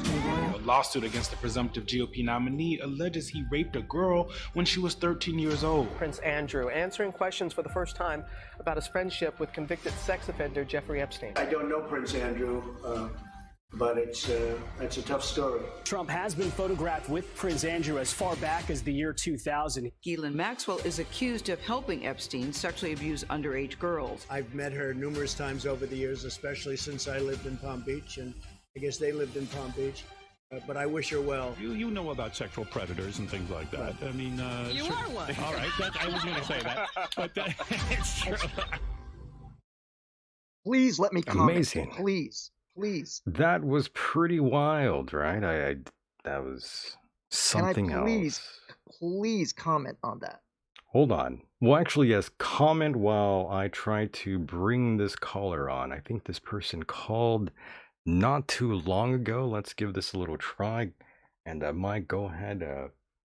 Say what you like, my friend. It's okay. I just want to say this. You know, these friggin' idiots who put on a pedestal these people, these black men who have been killed by cops, which I believe 9 out of 10 are criminals in the first place. Yes, they get shot and they get killed. I get it. All right. Where did that come from? Whoa. Hang on. Whoa, The whole whoa, George whoa. Floyd thing and everything. Whoa. So now they put these people on a pedestal. First and foremost, I don't give a damn what you did before you become president. But this is just nonsense. By the way, I tried Constantly to call proclaiming this person, by the way, Mike, but they did not answer.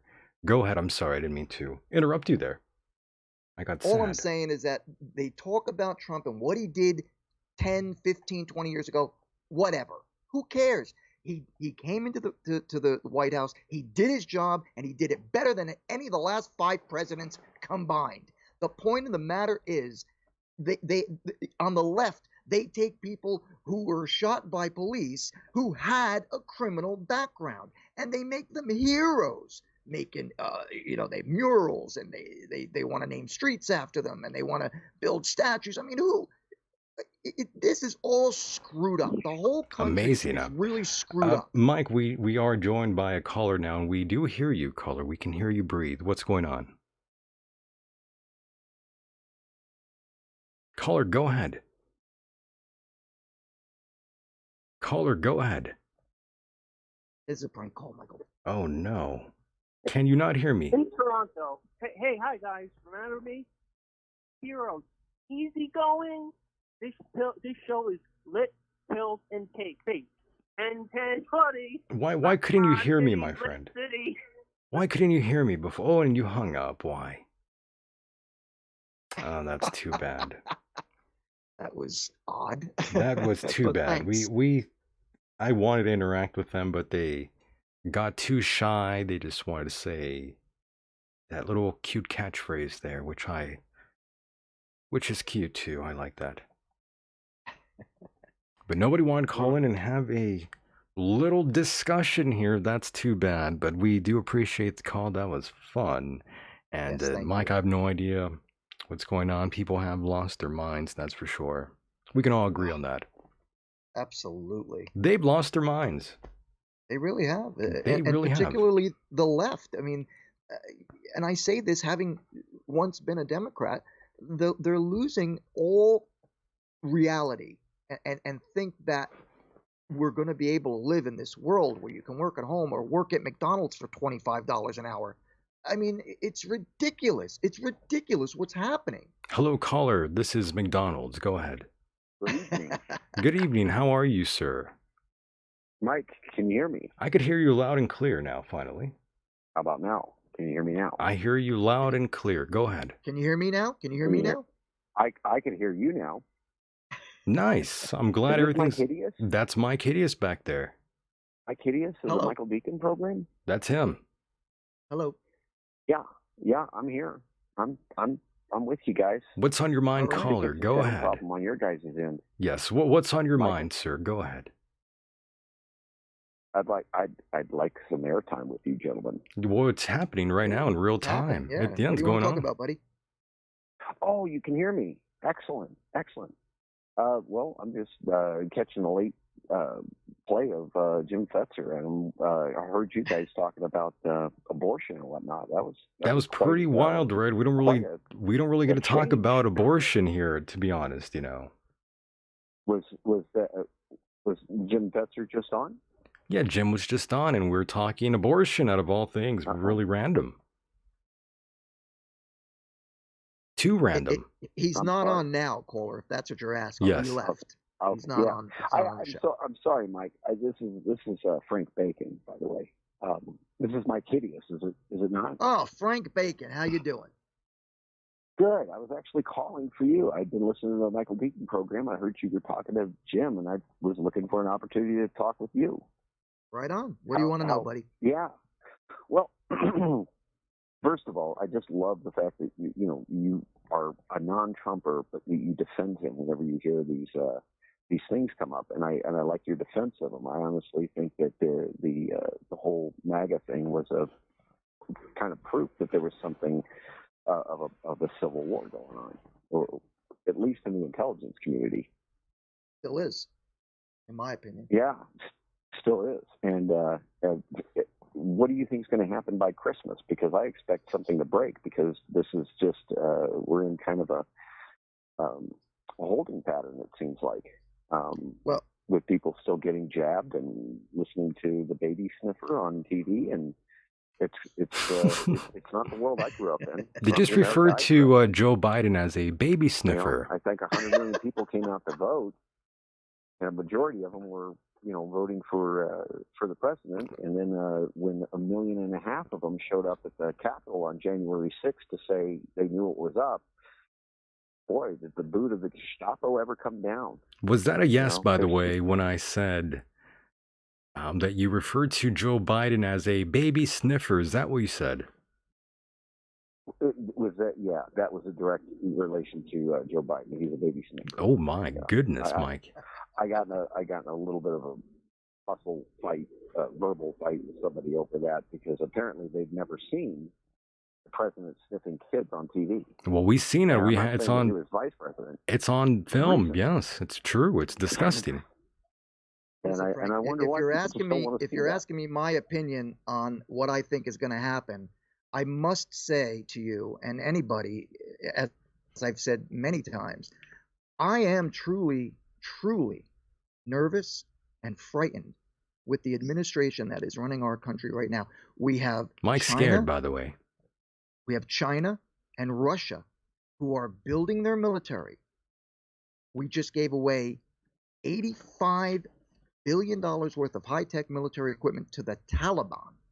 And our military is being told about wokeism and how all Caucasians are racist.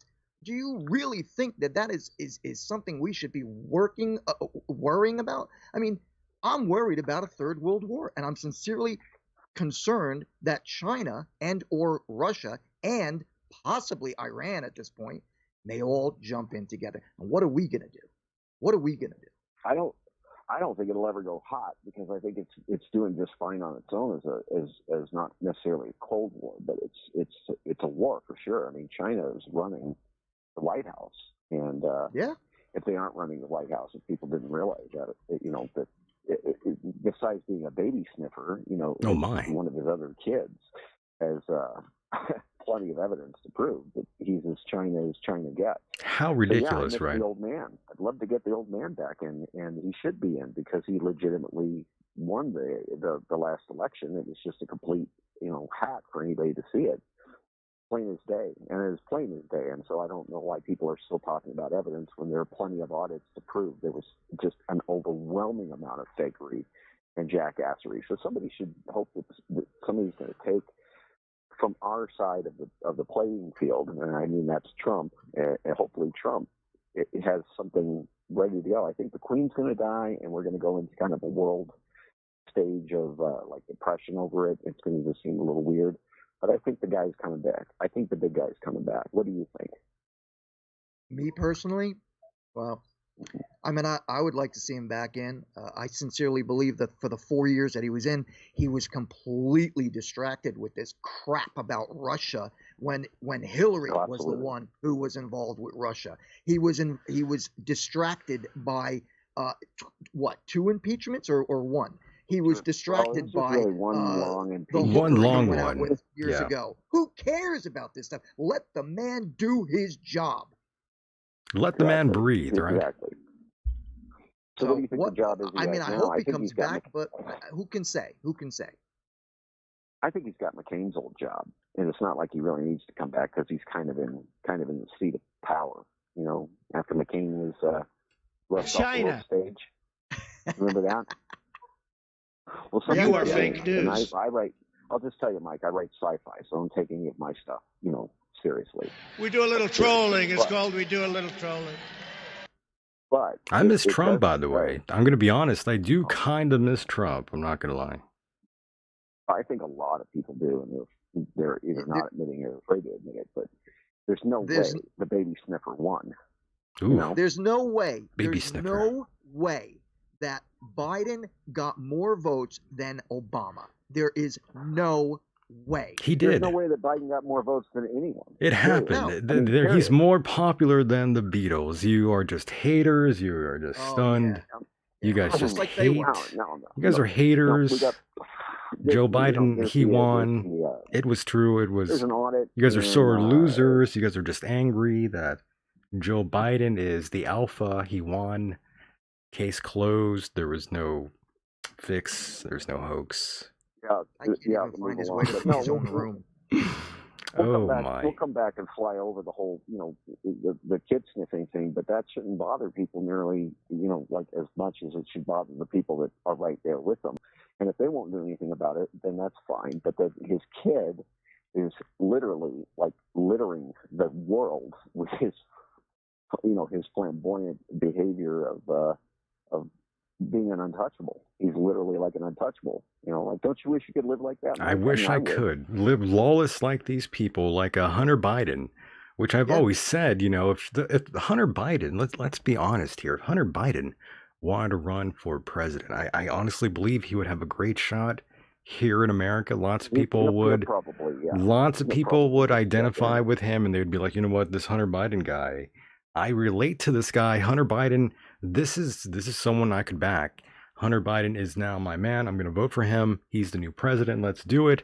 I'm ready. That's what some people would actually say. I'm being honest here. Some people would totally back Hunter Biden. Far between, that. I mean, like this guy takes a motorcade down the street, and there'll be many, many more hillbillies out there with the "FU Biden" signs than they can totally outnumber. That's why we know he didn't win. I mean, anybody that had optics, like any other country would have had optics on this, and they all saw it too. Steven in the chat says he misses Ross Perot. That's a name you don't really hear very often. Ross Perot.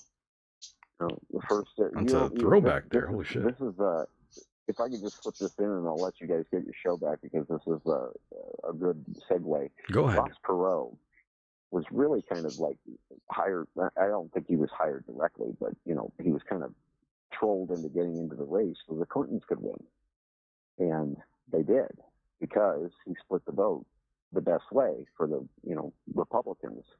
A lot of Republicans respected and wanted Perot as a Perot supporter myself, but of course the game is rigged, and all they had to do was play a little bit of this breaking up the vote to get play the game. Clinton in. Yeah, and Clinton made it, two terms, and then was followed back by Bush to get it all back. And if you remember that election, that was early. What was that election? That was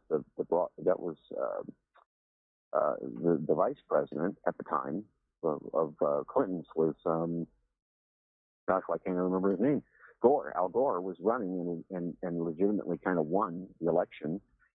But then they fought over Florida and did that whole scandal for a while and gave it to Bush. Bush stepped in. Listen, man, the Democrats piss and moan every time they lose an election, and they always piss and moan. But yet this election that we just passed last year in November, that was an obvious upset. It was so. I mean, how many tens of thousands of people were showing up at these rallies for Trump, and the people showing up at Biden's rallies, like 30, 40 people. Wait a minute, Biden's rally, literally, for the dozens and dozens of rallies that Trump would do, this guy hung out in the basement. And then would come out once in a while, and they would do these really terrifically horrible. The only thing that was worse than those terrifically horrible campaigns were the ones that Hillary was doing when she was shitting her pants and being hauled off at 9/11 and all that. That was the only thing that was better. That woman couldn't keep up with him, and that man certainly couldn't keep up with him. I've seen Trump twice in my state, and my state is at the bottom of the list. And he still came around. It's unbelievable. He's a hero. Energy. Yeah, he had 6 or 7 or 8 clones. I don't know. But he got the word out, and more people showed up. And for them to just snatch the election back just shows you that we're not really dealing with a big science here. This is 5,000-year-old Babylonian priestcraft, man, and we've got TVs. So they just tell people what they want them to believe, and believe it or not, it works. People are stupid. Yes. Once again, I do want to thank you for calling in, by the way. We're going to... Thank you, guys. Thank you, Frank. Thank you. And have a great night. Take care, brother. Thank you, Mike. And there he goes. Thanks for calling in. Yes, we had someone else calling in a moment ago. Let's try to bring them back on here. I feel like we are sort of letting them down if we just let them off the hook here. Let's bring this caller back in. Let's see if we could reel them back in slowly here. And caller, can you Hello. hear me? Is this okay? I can hear you. Is this Michael Deacon? Yes, sir. How are you? Excellent. Yeah, I was listening to the previous caller. I don't think he could hear you at first because I was in my videos, but yeah, I'm here. Very nice. I'm glad you can hear me now. Yes, I was messing with knobs back here, turning them up and down. I needed to fix a few things back here, but I guess now it's pretty good and you can finally hear me. So this is nice. I hope you have been enjoying your evening so far, listening to the program. It's been a fun one. It's been quite entertaining to say the very least. Yeah, Jim Fester, or pardon me, Fester is he's an interesting guy. Sometimes I'm like, man, he's a little out there, but you know, most of the stuff he says makes sense. So I do like listening to him. He's wild, right? We do like Jim Fetzer very much. He has a very interesting take on a lot of things, and you know, he's always entertaining. We do love Jim very much. Mike calls him the train wreck, which I oppose strongly of. I don't know why Mike would ever refer to him in such a way like that. I am just shocked and appalled, to say the very least. Mike, how dare you, by the way? Yeah, well, You're a son of a bitch. I am. Thank you, Mike, for putting up with me, by the way. I do appreciate that. Much respect to Mike, by the way. He has to put up with my nonsense. We appreciate that very much. But not like the parents of this Ethan Crumley, by the way. These parents that are behind bars now, I believe. Yes. They got arrested too, huh? Right. Raising Mommy's Little Monster. Caller, I know you are quite familiar with what we've been talking about lately, but I just wanted to bring back that story of this kid for a moment here, because that kid looks pretty psychotic, and the parents obviously psychotic. I can't even imagine my parents being like, here's a gun, go ahead and encourage their child to go and shoot up the school. That is sick, by the way. Wait, did they say that? They said go ahead, and yes, they said something like don't get caught or something along those lines. Way. Yes, the parents obviously demented, sick. That's why I said, should you be able to just breed nowadays? Should you be able to first go along a strict procedure, like, let's say, getting your license? Should America start doing something like that to prevent, you know, these little shithead kids and these shithead parents? You know, it's this long cycle of, you know, of shitheads breeding. Wow. I didn't know they said that. Right. I know, it's pretty crazy, right? The chat room, yes. Lilith in the chat says, long live the Michael Deacon program. I agree 100%. That's a fact. Anyways, yes, shitheads everywhere. That's the problem, folks. That's what's going on in America. We have these parents that should not be breeding, should not be bringing up these kids, this demon right here. This is a satanic entity, Mike. This is not from God. This is of Lucifer, in my opinion. Satan, and that's what it is. Well, what about the kid? What's his name? Timothy Simpkins, that shot up the school or shot up a couple kids in Texas, I believe. Wow. Yes. The only difference with him was that you know, he was let out on bail, and his parents weren't charged. This is very unusual, right? Not all the time you hear things like that where the parents are actually being held responsible for the child's actions. This is new. This is new. This is something to sort of look into.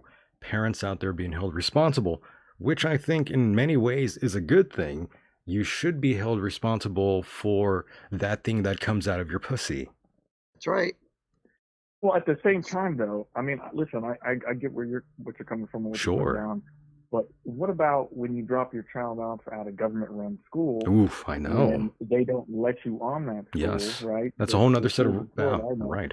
They're surrounded by barbed wire. So at some point, the school has some culpability because they, you know, children are in the care, custody, and control of the government. Mike, I thought you were going to chime in there. I mean, I could reply by saying, you know, when I was in school, we had what was called the PTA, Parents and Teachers Association, where the parents would get involved in, I guess, either monthly or quarterly meetings with the teachers. And they were able to find out what their kids were learning and or doing in school. And now you've got these teachers who are saying it's none of your business what we teach your child in school. So if we want to teach critical race theory and tell every white child that you're a racist and that your parents are racist and all of your ancestors are racist, you know what? I would take my kid out of school in a heartbeat. I think a lot of people are doing that slowly now. They are seeing this sort of agenda that's being plagued in the American schooling system currently right now. Yes, it's kind of crazy what's going on. That shouldn't really be on any agenda, but that's what's going on in the classrooms around your boys and girls. Listeners Well, out there who are old enough to have kids. Go ahead, caller. I'm sorry. No, I'm sorry to interrupt, but to me, it's kind of the next step after in my opinion, the communists took over the higher learning institutions, and they've had full control for at least 30, 40 years, and our nation, I feel like, I forget the name of the Marxist, but it was probably 50 to 100 years ago. He was out of Italy. He basically made the assumption that you're never going to conquer the United States, and they couldn't conquer Italy either, just due to the strong feelings of nationalism. But what he did assert was that if they did something called the long walk through the institutions, right, where piece by piece they used the power of their collective and took over an institution. Right now, I mean, I feel like there are no institutions. We're seeing lawfare being used against citizens, where the courts are going after you based off of your political belief. We see the medical institution now seem to be bought and paid for by big pharma, and really kind of repeating some of the early mistakes that we saw made in Germany in the 30s. That's right. We're not at Dr. Mengele yet, but we're real close to it. So, I mean, seeing it reflected in our public schools at the K through 12 level, I think is just a natural extension of what's been going on for many, many years. Oh, yes. Right. It's an endless cycle of what we're seeing. We've seen it in the past, and now fast forward a couple years, and now we're seeing it again. It's quite remarkable, boys and girls, but that's the world we live in. And it's crazy to see all this sort of accelerating while the year is almost over, where it's almost the year 2022, boys. Right. And like he was just saying, the caller was saying, that process of trying to take over a country is by indoctrinating government,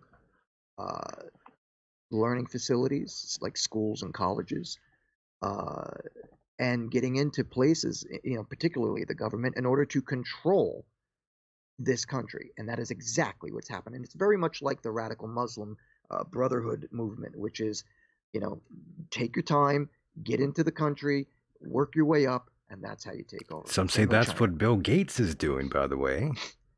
That's why he was so good. He was great friends with Jeffrey Epstein. They both had that whole eugenics thing going on. They were both very interested in this. They were Jeffrey Epstein, a big financial backer of one. I even believe with Bill Gates, his father and grandfather were heavily involved in the eugenics movement. So that guy has kind of been bred to be a villain, it seems. Yeah, I was discussing this earlier tonight. I was thinking, do you think Melinda left Bill Gates because of his involvement with perhaps, those that got involved with Jeffrey Epstein, younger underage girls? Those photographs have resurfaced, by the way, and they were shown in a courtroom, Jeffrey Epstein with underage girls. It's insane, by the way. But it was shown in a courtroom. That's got to have lots of an effect on the mind. To see that sort of thing, this older gentleman with these underage girls, that's more hard hitting when you see photographic evidence. In my opinion, that's pretty damning. Yeah. There's no way to come back from that one. Nope. Yeah, you're pretty gone. To answer your question about is that the reason Melinda left? I mean, I think at their level, those type of people with that type of money and that type of power, do they get married for the same reason we, the Probably normal not. people, the people that work nine, you know what I mean? Yeah, So you're probably right. It was probably one of those business arrangements. Lots of people out there and have what do all those. businesses do? They look at liability. So That's to me, right. Melinda saw what was coming down the pipe, and she's like, I no longer want to be associated with him because it could bring what I got going down. She hit the eject button, just like all those people out there that have been doing so recently. They are getting out of Dodge.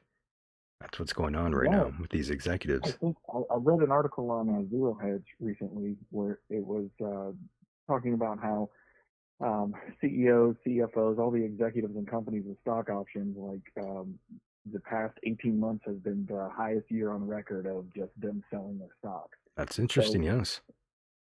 I mean, to me, all humanity is like animals in the forest right before the forest fire reaches them, maybe 10 miles out, and there's, that, like everyone knows, we don't know what it is, but we all have that panicky feeling inside, like something's going to change and it's not going to be good. It's not going to be good. Yes, I don't see anything getting better, by the way, folks. I hate to be a Debbie Downer, but I don't see any situation getting any better, by the way, especially when we're seeing all these things around the world. It's not improving. Mike, go ahead. What I was going to reply to, Michael, what you just said is how you say you don't see anything getting better. I'm very much on the same page with you. However, I have been hearing from a few people who are, pretty savvy with politics, who are saying the Democrats are basically, the politicians are basically shooting themselves in the foot. A lot of people are beginning to realize this whole issue with wokeism is a bad idea. In addition to seeing how incompetent the corpse is, how stupid Pelosi is, how useless the vice president is. I mean, they're beginning to see they made a mistake. These agendas is what the problem is, by the way, Mike. Once you start getting involved in these groups, these ideas, they start snowballing out of control, no matter if your heart is in the right place. That's kind of like the curse that plagues mankind. If you get too many people together to sort of rally for one cause, sometimes that cause isn't really that good, Mike. Sometimes it's really bad. And that's the whole human conundrum, really, Mike. That right there that you speak of. But what I was going to say is people are telling me that they believe that the Democrat politicians are really shooting themselves in the foot. The bird shot himself in the foot there. And people are starting to realize that they're making stupid mistakes. They're making dumb mistakes. Yes, that's what happens. Again, you start off with a good message, but then it becomes corrupted. And there was no message in Biden's candidacy. There was no message. It was all bullshit. He was in office. He's been in Washington, D.C. for 47 years. He did nothing for 47 years, and now he's president, and he's doing nothing. He's a great president, Mike. You're just very jealous of Joe Biden, the man, the myth, the legend. Look, man, I don't blame the government. I blame the people. I blame all the people. Yes, the people who voted for him, and the people who cheated for him simply to get Trump out of office. They were uneducated, and I don't mean academically. I mean they did not, sorry about that, I hit the mic. They weren't educated on knowing what this guy is capable of. Just like Obama. Where did Obama come from? Nowhere. Nobody knew anything about him. And they let the guy in. There was no birth certificate. We let a guy become president who wasn't even born in this country. Well, thank you for that, Mike. We appreciate you taking us back through time there. We appreciate that, yes. Obama. You're quite welcome. Yes. Obama. Hussein. I remember that, yes. Lots of people very angry with Obama a few years back. That was fun. What did he do? Well, I He think did nothing either. What's that, caller? Go ahead. I'm sorry. And Mike, I agree with everything you said about having a little bit of optimism, because people, I think, are kind of waking up. Slowly waking up. Yeah, it's a process. I think one saying I've heard that kind of rings true to me is, "No one is coming to save you," or "No one is coming to save us." That's right. Now, of course we're not. going to have to get involved.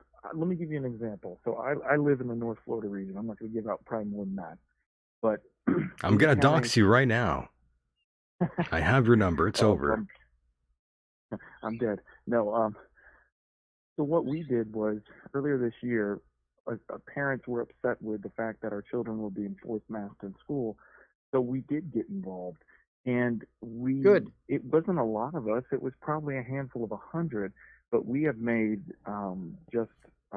shockwaves through our county politically at the local level. Where now we're looking at an election in 2022. Really? Okay. Where we're getting rid of the incumbents, and the more we got involved, and it starts at the local level, you start realizing this person is connected to this person, and this person's getting paid by this company.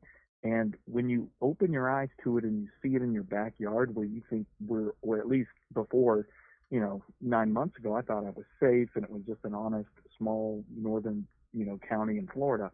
But you open your eyes and you see that the political corruptness, the unethical behavior, what we're seeing in Washington, D.C. is just a reflection of what is actually happening around us. By the way, this is a Florida man, by the way. We got one, boys and girls. We got a live one. Florida man. Go ahead, caller. I'm sorry. I'm proud to be a Florida man, baby. Something in our water, maybe we might wrestle alligators, but you know what? I think our state has taken the right approach. Specifically with what DeSantis has done. I mean, oh yes, that's what happened. I don't know what's going on there. Now. Interesting. We're sitting on such a surplus now. I mean, financially, as far as the state treasury, we've gotten tax credit givebacks. We're getting more and more. We're getting talented people. We're getting a lot of money come to the state because we bucked the system. And I would just encourage anyone that's in a blue state, you're going to want to remember this saying: when the economy collapses, not if, but when. And when that curtain falls, like we're seeing in Seattle and Chicago and San Francisco, you would rather be living in a red state, in a red county, in your car, than living in a mansion in a blue state. You're right. If you just look at every state and or Germany. large city that's run by a Democrat politician, they're all in shambles. Yep, it's on fire. Okay, and furthermore, what's happening now with this, the Green New Deal? Don't get me wrong, I'm all about the earth, man. Save the earth. But this Green New Deal, trillions and trillions of dollars being spent. I mean, I've been reading about it in the books I've been reading lately.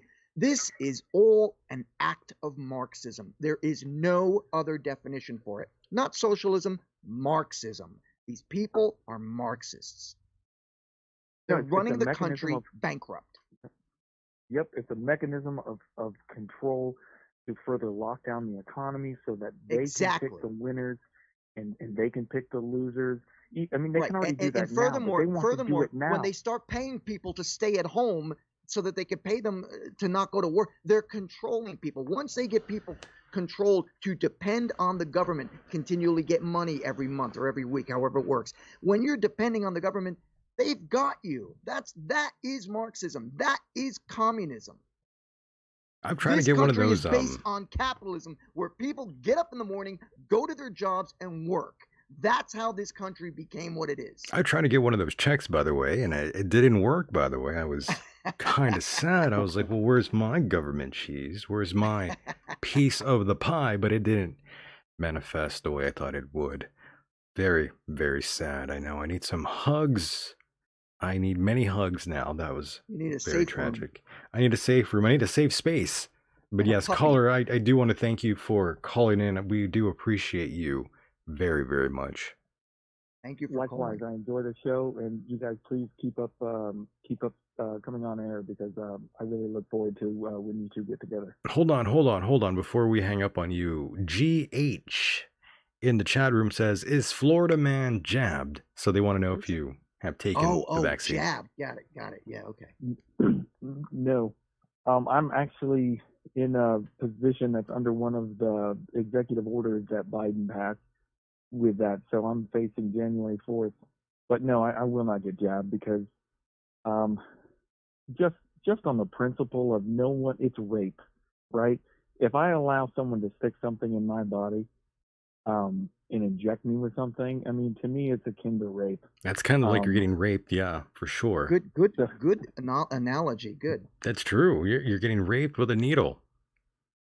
My wife is upset because she wants me to file a religious exemption, but I don't even want to do that because, I mean, I'm an American, so I'm not going to. But no, to answer that person in the chat room, I'm not jabbed. I've worn a mask probably only about 5 times in Florida, and that was due to hospital visits or something where it couldn't be avoided. But there were times when I was out shopping where I would put my mask on just due to the anxiety because I was the only one in the store, and this was earlier on. But then I would see one person without their mask on, and that would give me the courage to kind of take it off, say in a Walmart, and I'd see more and more people, and week by week, when people started waking up and realizing, wait a minute, this virus isn't killing a high percentage of people that have it. It's not as dangerous as we were told it was, and we looked at the groups it was affecting. But it's a psychological operation. I mean, at the end of the day, these tactics that are being waged against the American people and really everyone in the world, it's a psyop. I mean, it's akin to psychological terrorism. Do you remember early on the footage that we saw that was plastered all over Twitter of just people dropping to the ground? That out of China, supposedly. Yes, out of China, out of Wuhan, they were saying this. You would see these old people just crumble and fall face first in the middle of the street there, and they said this was because of COVID-19. But we never really saw that come to fruition here in America. We never saw that here in the States. We never really saw anyone really just drop to the ground because of COVID. We never saw that. That really disappointed me. I gotta be honest. Let's be honest here, boys. It's a virus, not a sledgehammer to your head. True, but early on, there was all kinds of footage like that, misleading the American public into thinking that this virus was going to be like this crazy ass end times scenario sort of thing, and it never really happened. Though it was really sad. And Michael, yes, Michael, go ahead. we talked about this multiple times. Even last year, we both didn't know anything about this, and we were both really concerned and scared about this virus. Everyone was, yes. But I contracted it twice. We didn't know any better, and now that we've had so much more information, we've got a little bit more about understanding it, but we still don't thoroughly know. We don't know what's going to happen. We don't know what's going to happen to you, Mike, since you took this new vaccine, this sort of new sort of Well, no.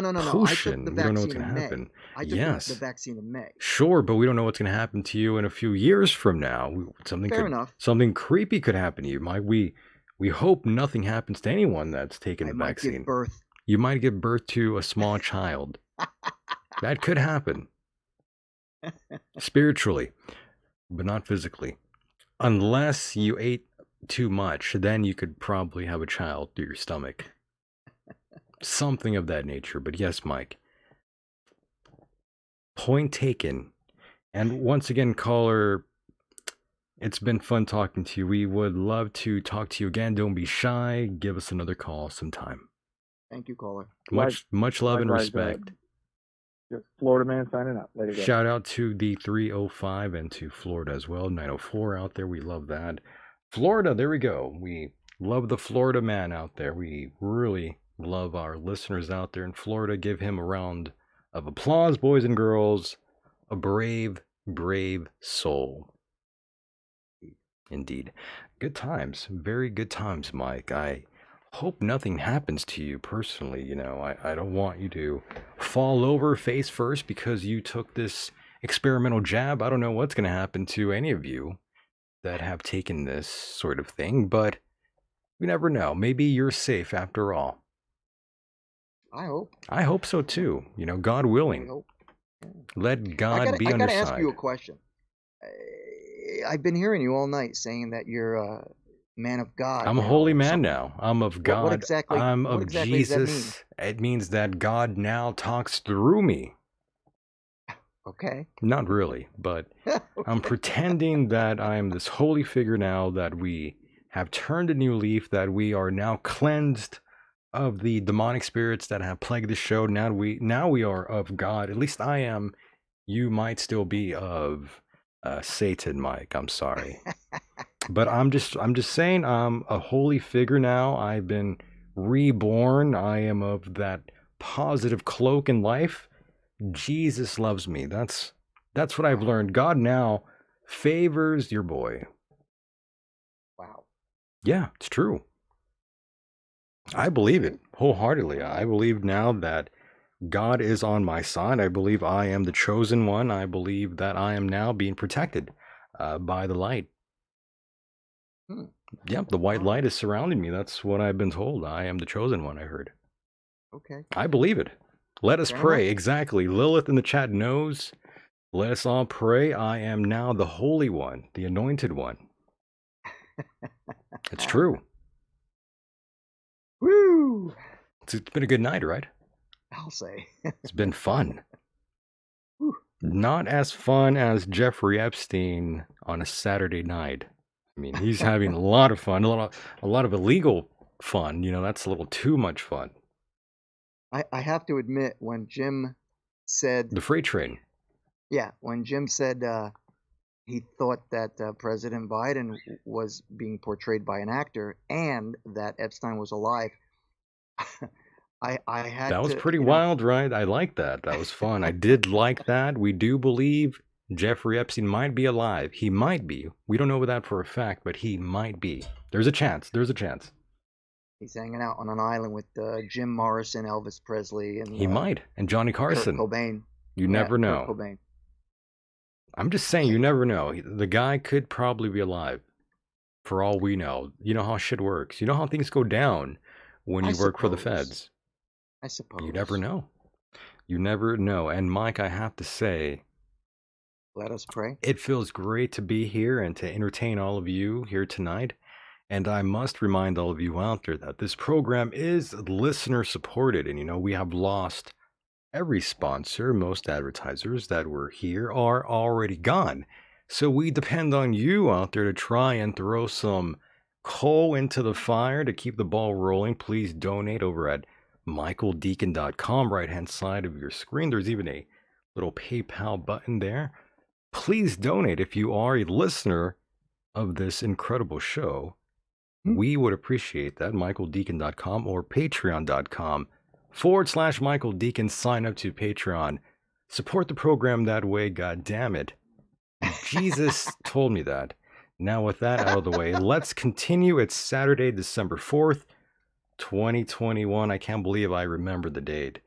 You know, I can't believe I'm saying all these things to you. I can't believe I'm even sort of going along here in this soliloquy. And, you know, things are flowing. I'm still shocked at how fast this year went by, Mike. Regardless, I've been enjoying my time. I hope you too have been enjoying yourselves out there in the chat. Wherever you are, the holidays aren't just around the corner, Mike. And of course, this is one of the most depressing times for many Americans out there, Mike. That's what they say. That's what the smart people say, Mike, that, you know, this is the most depressing time of the year. Holy shit, be careful, boys and girls. That's what they say. Mike, your thoughts and opinions on that, by the way, before we talk about this sponsor that we did bring on board. This is going to be a good one, boys and girls. Since this audience is predominantly male dominated, we do have a new sponsor, boys and girls. It's a lady. She has a show of her own called The Raw Truth, Stories of Female Infidelity.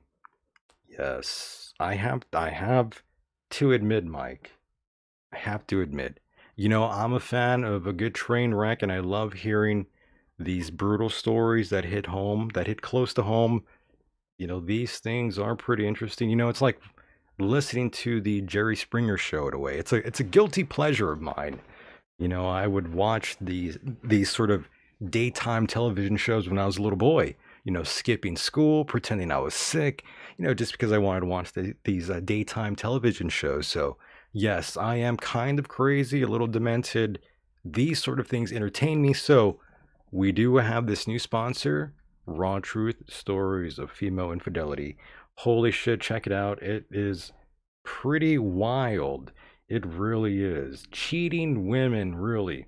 Yes, it's quite the taboo subject, Mike. It's pretty outrageous. Go ahead, Mike. I'm sorry. Wasn't saying.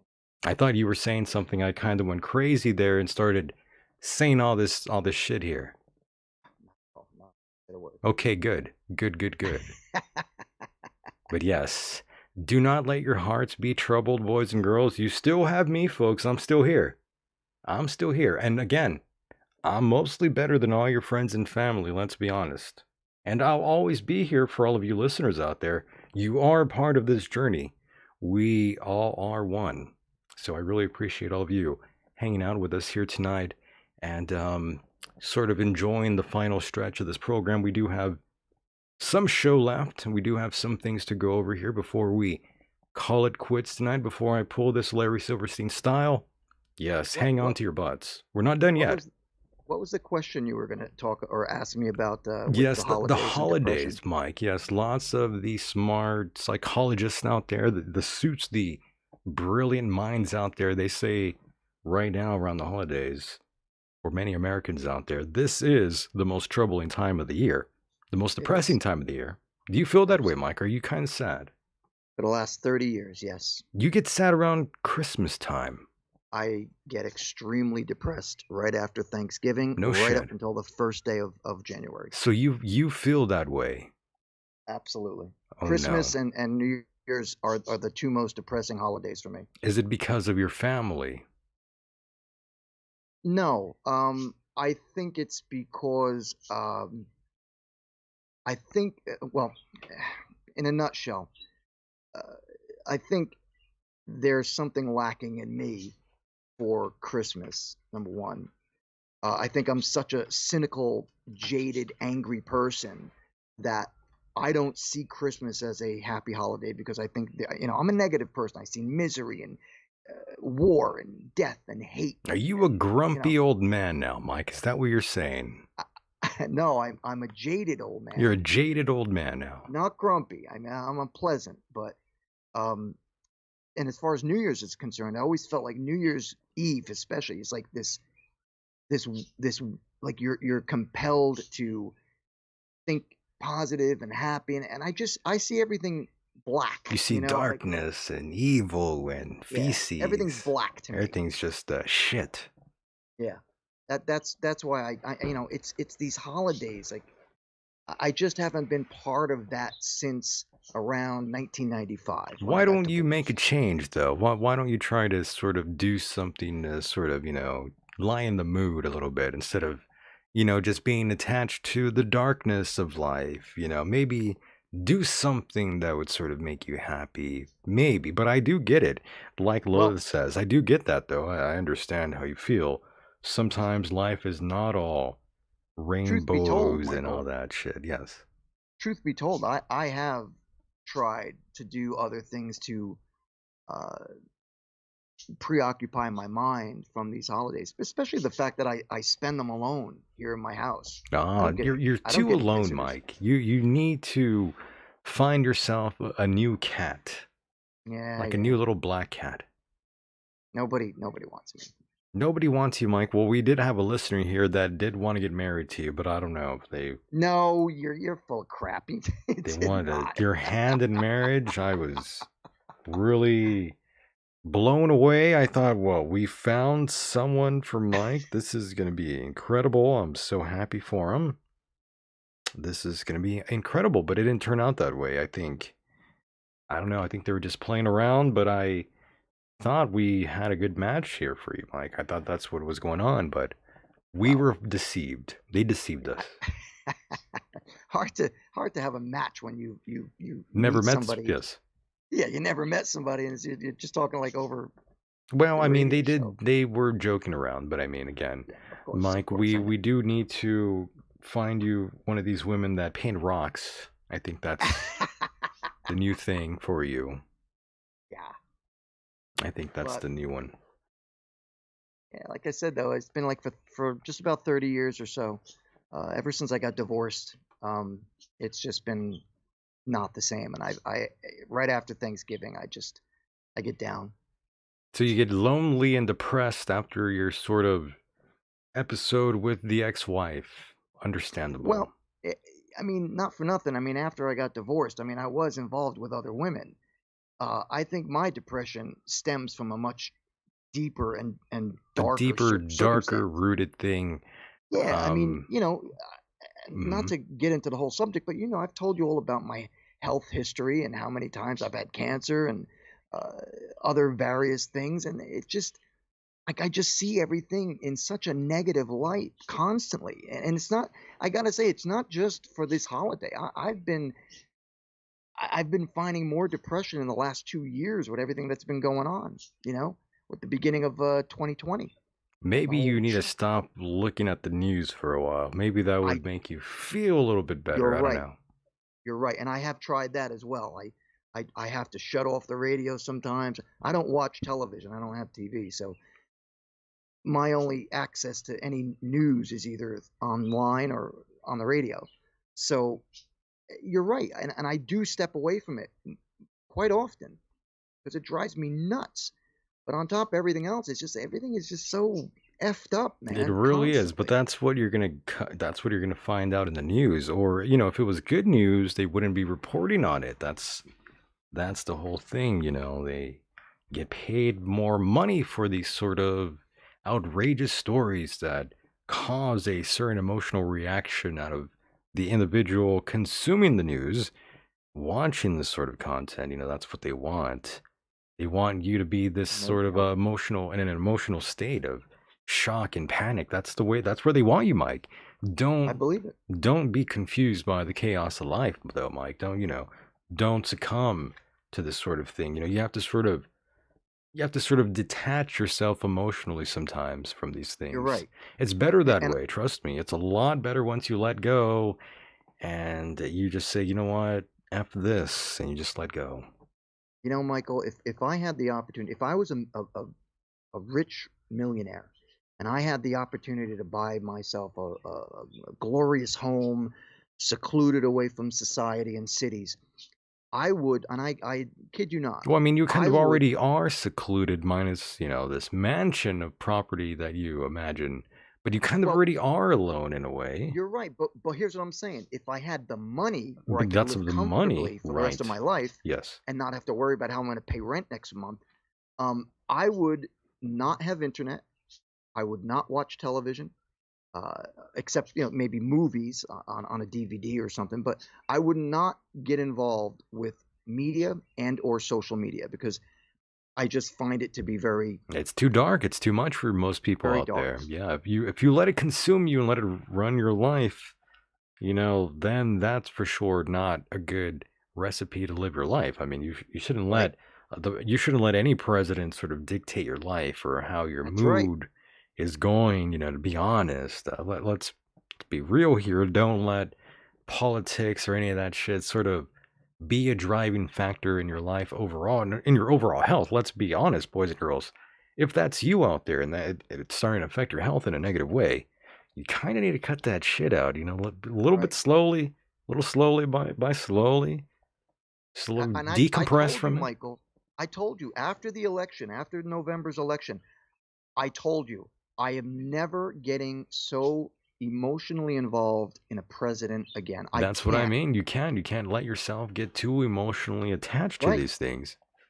It'll be the death of you if you do that sort of thing. Absolutely. It'll drain you emotionally. You're right. That's a state you don't want to be in, Mike. That's not No. good. And And North I'll never get involved like that again. Never. North Florida man says Jim Fetzer is a force multiplier. He does so many different podcasts and he helps other podcasters. I agree, he is pretty insane. We love Jim very much. Much respect to Jim, by the way. We love Jim. Dr. Strangelove says, Mike, let go. Forget Obama. You should probably let go of Obama. He didn't do anything to you, Mike. It seems like you hate the man. He never did anything to Thanks. you. Let it go. Thanks, Dr. Strangelove. Great show. Glad you're all back. Yes, thank you very much for being here. This has been a classic show. We've been enjoying this one. Work on enjoying one day at a time, sometimes 1 minute at a time, and that's what Lilith says in the chat room, I wake up every day just thanking God that I am alive. You know what I mean? I thank all the gods out there, whoever you are, whatever your religion is out there, the agnostics, if that's you, the Satanists, the Muslims, the whatever you practice. I am thankful for all the gods out there for giving me more time on earth. That's where I am mentally. So, I'm just happy to be alive, Mike. Yep. Life goes by so quick. You got to just enjoy it. When you're young, it seems like it takes forever to get to 17, but once you get older, I'm starting to really understand this time thing now that I gotten older. It's that's why I say I could feel the walls closing in, and absolutely, in so many different ways. So every day I wake up and I'm just thankful to be alive. It's like, holy shit, time is just flying by. I'm just holding on like a preacher to a crucifix. I'm just stuck on there. It's insane. By the way, just on the chat board, North Florida Man and Lilith are giving me some advice, and I appreciate that. But nevertheless, I have tried those things. He's done it all. He's done yoga. He's done everything except LSD. That's the next step. That's the next step of evolution. Once Mike does that, he will be one with the universe, and he will forget all about Obama. Life will go on. And Mike, I apologize for hitting you with the whole podcast that we're sort of, giving this sort of, we're giving them a bit of an alley-oop here. We're helping them out here. But yes, this is very scandalous stuff. Men and women both cheating, and you're hearing these stories. It's pretty insane, but that's what's going on. Mike, I'm sorry to sort of throw that out there to you. Okay. But yes, that's a podcast, boys and girls. Check that out. Like I said, it's Saturday, December 4th. Holy shit. Here we are in December. I'm pretty close to saying Happy New Year to all of you out there. And again, you are all part of this journey. It's been very, very much fun. And this show is quite a bit different than most shows out there that you'll find around these dark corners of the interwebs. This is a very private show that only the few, the proud, and the brave can only handle. This is not a show for the weak of heart or the normies out there. No, sir. Now that we sort of clarified that message, let's get down back to brass taxes here. The world has lost its mind. Let's get back on that page for a moment here. I'm still seeing people still driving around double masked, by the way, behind the wheel, all alone in their vehicles, double masked. They're wearing gloves while they're in their cars, Mike. They're wearing gloves. They're double masked. Listen, if that is you out there, please just stop. I'm not sure why you're doing this. That's not how you contract SARS-CoV-2. Listen, you'll be safe driving alone in your cars. I'm not sure why you want to keep doing that. That's not, that's impossible. That's not how it works. They're being put into their mind by the government, fear by the government telling them that if they don't do this, they're going to die. And these people are, I don't know, whatever. I don't know what to say. It's insane. But people have lost their minds. That's sort of the theme of this program. People have lost their collective minds. I don't know what to say. But yes, I'm going to do a painting of Messiah Decon on the X. Fun. It would be fun to see a painting of myself. That would be great. Some say I'm their spirit animal. I don't know what to believe anymore. I'm lost just like you. We need to take LSD, Mike. That's the only solution. We need to lose our minds. What is Melissa saying? Say it, Mike. Say it at Mike. I think they were sort of gassing you up, trying to encourage this sort of flow of consciousness that was coming out of you. That's what we do here. We don't really have any notes. We sort of just go on a whim here, and we flow. We flow like the water, like the river, like the stream, like the creek by your home. So again, these people look like clowns driving around double masked, Mike. I'm not sure why they're doing it. Please take the goddamn mask off when you're driving alone in your car. You'll be fine, I promise. So again, Mike, people are yet again in a state of shock and panic over this new COVID variant that has emerged from South Africa. You know, the scary South Africa, it is kind of scary out there, let's be honest. Shit's going down over there in South Africa. I still think about the early footage, like I said, that was plastered all over the place with people sort of falling, that, you know, people were seeing that all over Twitter. It was posted most likely from the CCP shills. And again, the world has lost its mind. We're seeing another repeat cycle of 2019 right now. And again, I feel that lockdowns are probably coming to America again. That's why I say the walls are closing in again. That's why I'm like, you gotta really appreciate everything right now, because we don't really know how much time we got left to sort of enjoy these sort of little freedoms we got, Mike. That's what I've been saying here on the show. Well, you know, the funny thing about this is that Yeah. I heard the interview with the South African doctor, Right. who was the one who discovered this variant, and even she said the person got sick, and after like 2 or 3 days, they were fine. Yeah, they were good. Yeah, it's not. This People are is not blowing it as out of dangerous yeah. as some of the other viruses. We were playing some of that audio here early on. Earlier today, I had conducted another interview, and we played that doctor saying how this is sort of being blown out of proportion, that people are getting all rowdy for nothing. So there is that. It But is a you bit of a won't, you fear won't hear tactic. the truth, because their science, as they say, is only good when it fits their agenda. Do you think we're going to see curfews and further restrictions? We're seeing that happening right now. In Los Angeles, people are having to wear the mask again. And that's sort of going on right now. And just this week, we saw New York City issued a strong advisory recommending that everyone wear masks indoors at all times, regardless of vaccination status. That's one of the last things I remember reading. Absolutely stupid. Oh, yes. I just remember early on, they were saying, get the vaccine. That's the cure. Everything will be fine. Yeah. This will go away. The World And Health then we Organization go was ahead and get it, and then they tell us, oh, you still got to wear a mask, you still got to social distance, and you can't be around anybody. Well, what the right. hell did I get the shot for? Exactly. Lots of people out there feel that way. And let me just further quickly say about the variant really quickly. The World Health Organization was quoted as seeing very high global risk with a high likelihood of further transmission. This variant has more than 30 mutations that bind to human cells. And early on, I told everyone here on the show that this thing will mutate out of control. And it seems like this is what we are seeing now. Early on, they said the vaccine would get rid of this virus, that everyone would be safe and sound, and that this was the cure. And some, like Mike was just saying, some feel like they've been lied to, that they've been deceived.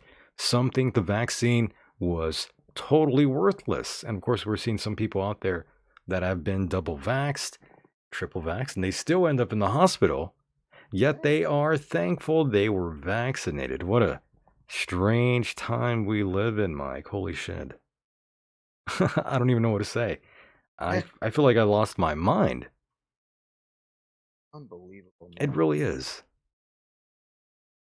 I don't know what to say anymore about that. It's just the goalpost keeps being moved back, Mike. That's what I keep thinking when I think of the vaccine and what the health experts were saying very, very, very early on. I can't even imagine. When you say health experts, you seriously have to consider, like, you know, where does Fauci stand on this? Because he's been wrong a number of times, number one, and the leak of his emails even indicate that this virus, according to the emails that were leaked, was man-made. It didn't come from no wet market in Wuhan. It came from a lab.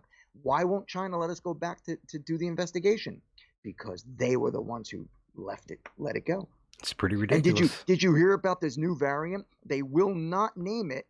They've been using Greek letters, I believe. The Omicron. Right. And they didn't use, they skipped over one because I think it was XI, and they didn't want to insult the president of the CCP. Oh, Lord. How come nobody thinks about ever insulting any Americans? We're so delicate and sensitive about anybody else that we could possibly insult, but not, if you're American, then we could just shit all over you. I can't even imagine. I really can't. And, I've told other people, Mike, who are vaccinated that I am in fact vaccinated too. I tell them I injected the vaccine myself, Hunter Biden style.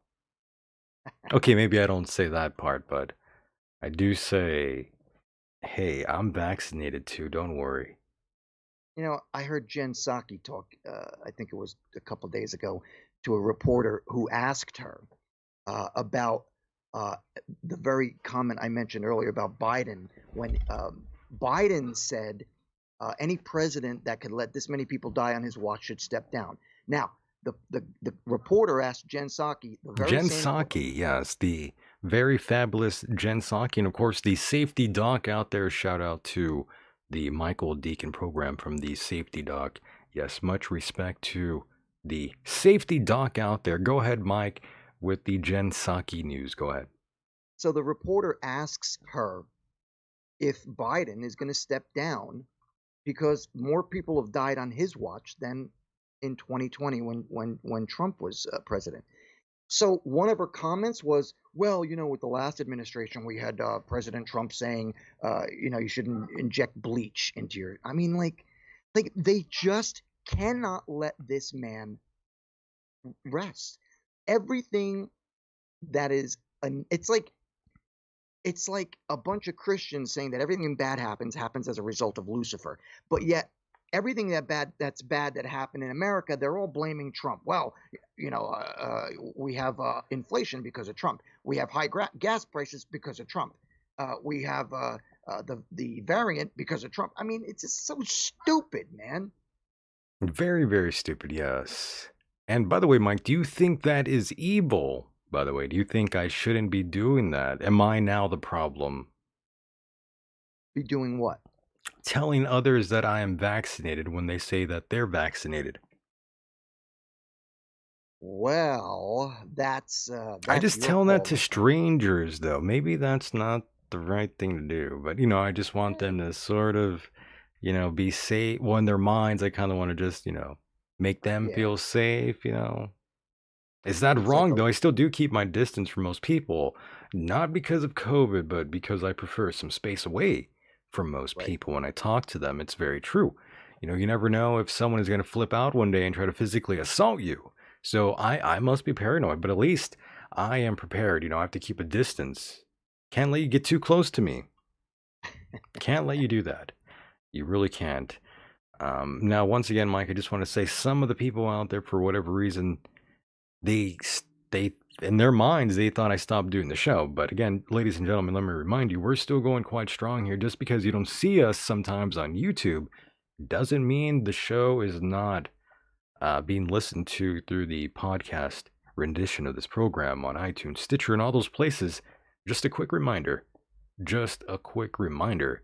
And by the way, I'm going to switch gears really quickly here, Mike. I'm going to be a little bit more entertaining for you and get you away from, the politics that plague all the minds out there. We're going to make it fun for a moment here, and I'm going to switch gears very, very softly. And Mike, one of the last shows I did was with this gentleman by the name of Lee Austin. And, during that show, I mentioned radio and how bad I hate most radio stations out there, Mike, when I'm driving around. Yeah, you know that firsthand, how much I hate these bands that come on. And, we didn't really get to have that talk, me and you. So I thought I could sort of bring that up once again quickly here, because I feel like I have to share this with you. And again, Mike, I got to be honest here. There's certain bands I just can't listen to anymore, not without me having to say something out loud to myself or around anyone else in my proximity. I really hate these bands, and I'll be honest, I can't listen to anything that comes from Green Day, nor the Red Hot Chili Peppers at all. At all. Okay. I hate these bands so much. I hate Green Day. I think they are the worst. I can't stand Green Day. And the Red Hot Chili Peppers, don't get me started. And I get it. I'm from You know, and I'm in California. Of course, these bands are going to get played, but holy hell, their music is just terrible. It's terrible. You're entitled to your opinion. I don't know if you even like these bands. Do you like Green Day, by the way? I think Green Day is a total ripoff of the Ramones. I think they stink on ice. I don't have any records by them. I don't have anything by them. I really never got into them. That's more of a post-punk type band. You know, I grew up when punk was like the Sex Pistols and GBH and you know, Generation X. And that was punk rock. Green Day, Blink 182. These bands it's a new version of punk rock, and I guess I'm just too old. I don't think you're too old. I just think they suck ass. And there you go. Green Day is awful. I just hate them so much. I hate Green Day. Anytime I'm in the car, Green Day comes on. It's terrible. And you know, I talked about this on that show with Lee Austin. He sort of agreed. I have a feeling he kind of likes Green Day, which is really sad. Really sad. Poor guy. But again, Red Hot Chili Peppers, again, another terrible band that I can't listen to. I can't stand the Red Hot Chili Peppers. Mike, do you also feel the same way I do? Do you just want to kill yourself when you hear that band anytime? Since they got popular back in the late 80s, I've never been into the Chili Peppers. In fact, the mid 80s, I believe, I was never into them. Not my style. Yes, and Phoenix in the chat says, have you listened to the new ABBA album? After 40 years, they have a new album. It's amazing. And yes, you know what? I did see that ABBA did release a new album. I was kind of spectacle. I was thinking, what the hell is this? ABBA? Well, I thought they were dead. I thought everybody died in that group, but now we have a new album, and I want to check it out. I'm not even a big ABBA fan, but if it's a little bit different nowadays, it's been a long time. And if it really is a new album, I kind of want to listen to it. It's probably going to be better than anything from Green Day, that's for sure. Or the Red Hot Chili Peppers, for that matter. Terrible music for terrible people, in my opinion. If you like the Red Hot Chili Peppers or Green Day, I don't know what to tell you. I mean, those bands are just shit. So, Mike, once again, since I said I hated these bands, again, I was in a car just recently, and I feel like the universe is just punishing me. Ever since I said that on that last show, you know, I was plagued by those bands' awful music. It seems like every station I turned to, it was Green Day, Time of Your Life, or one of those dumb songs, or it was the Red Hot Chili Peppers. It was a goddamn mess. I was plagued by all their terrible music, and I just thought, my God, when does it end? Why do all these radio stations have to play Green Day or the Red Hot Chili Peppers? And of course, there are other bands out there that you don't want to listen to, like 70s rock. You don't always want to listen to that shit too. Well, not always. I can't. If I turn on the radio, it's either classical music or talk radio. I don't listen to any pop or any mainstream music. And the Flea lives right up the road from me. Yuck. Does he? That's what they're saying in the chat. Melissa in the chat is saying that, and that is. Did you ever see Flea when he was a young teenager? He was in a movie called Suburbia. I believe I did see that film. Yes. Yeah, Flea was in there. I think I was 18 when I saw that movie. You were 18 when you saw that movie. And by the way, Mike, I hate to do this to you, but we did forget to play the ad for that podcast, by the way. But you know what? I'll play it towards the end. Just to save the listeners out there. I don't want to disturb them too much from the show. It's been a great show. But yes, I do feel like I kind of forgot to play that ad there. Plug the show. Be nice. We're being very thoughtful and nice here. You know, this is a classy show. Now that I'm no longer possessed by demonic demons anymore, now that I am cleansed, Mike, I'm no longer demonic. Hey now, nothing wrong with that. I know, I'm joking. Or am I? Or am I joking? But no, Jesus Christ does talk to me, ladies and gentlemen. This is what we have revealed here on this episode.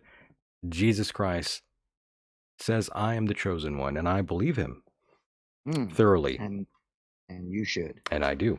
And then that's end of story. That's for sure.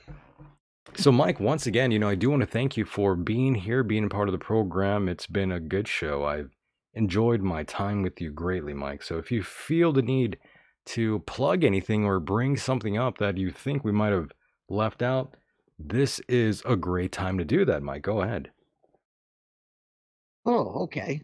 First and foremost, much thanks to Michael Decon and everybody listening to the show, either live or on the podcast when it hits. Thank you very much for having me. When it drops, Mike, when the podcast drops? When it drops. I didn't know the lingo. Sorry. The lingo. So yes, thank you everyone for listening. I really appreciate it. If you're interested in any of my my music career from the past, you can go to MikeHideous.com, and that's Mike spelled with a Y, MYKE, MikeHideous.com. If you're interested in any of my artwork or photography, you can go to SpyManPhotosAndArt.com. If you'd like to catch me on social media and Facebook, which I'm very, I haven't been on that much lately, but if you're interested and you want to contact me, you can reach me at facebook.com/Hideous Mike. And again, Mike is MYKE. So once again, thank you everyone for having me on, and I hope you all enjoyed the show. Thank you, Michael. I always have a great time with you, buddy. Very nice. Thank you so much, Mike, and we will talk on the other side. Before you Go hang ahead. up. Yes. Before we hang up, I want to hear that commercial. Can you play it and then I'll hang up? Oh, you want to hear that? Yes, I want to hear it. I hope you can hear this. I don't think you might. Oh, okay. But let's see if you do. I don't know if you will. I'm hoping you do, but let's... Fingers crossed. Fingers crossed. Fingers crossed. Let's see.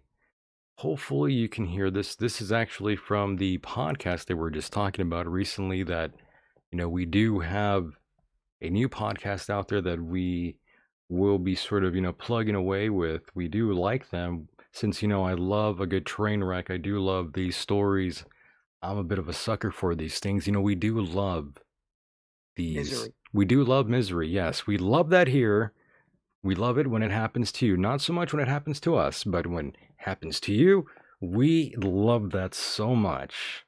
Oh, yeah. How sick, right? We are disgusting here. But it's true. The whole world is like that. The whole world is true. That's true. We all love a good fight. We all love a good train wreck. So there's a podcast out there called Raw Truth, Stories of Female Infidelity. Check it out. It's insane.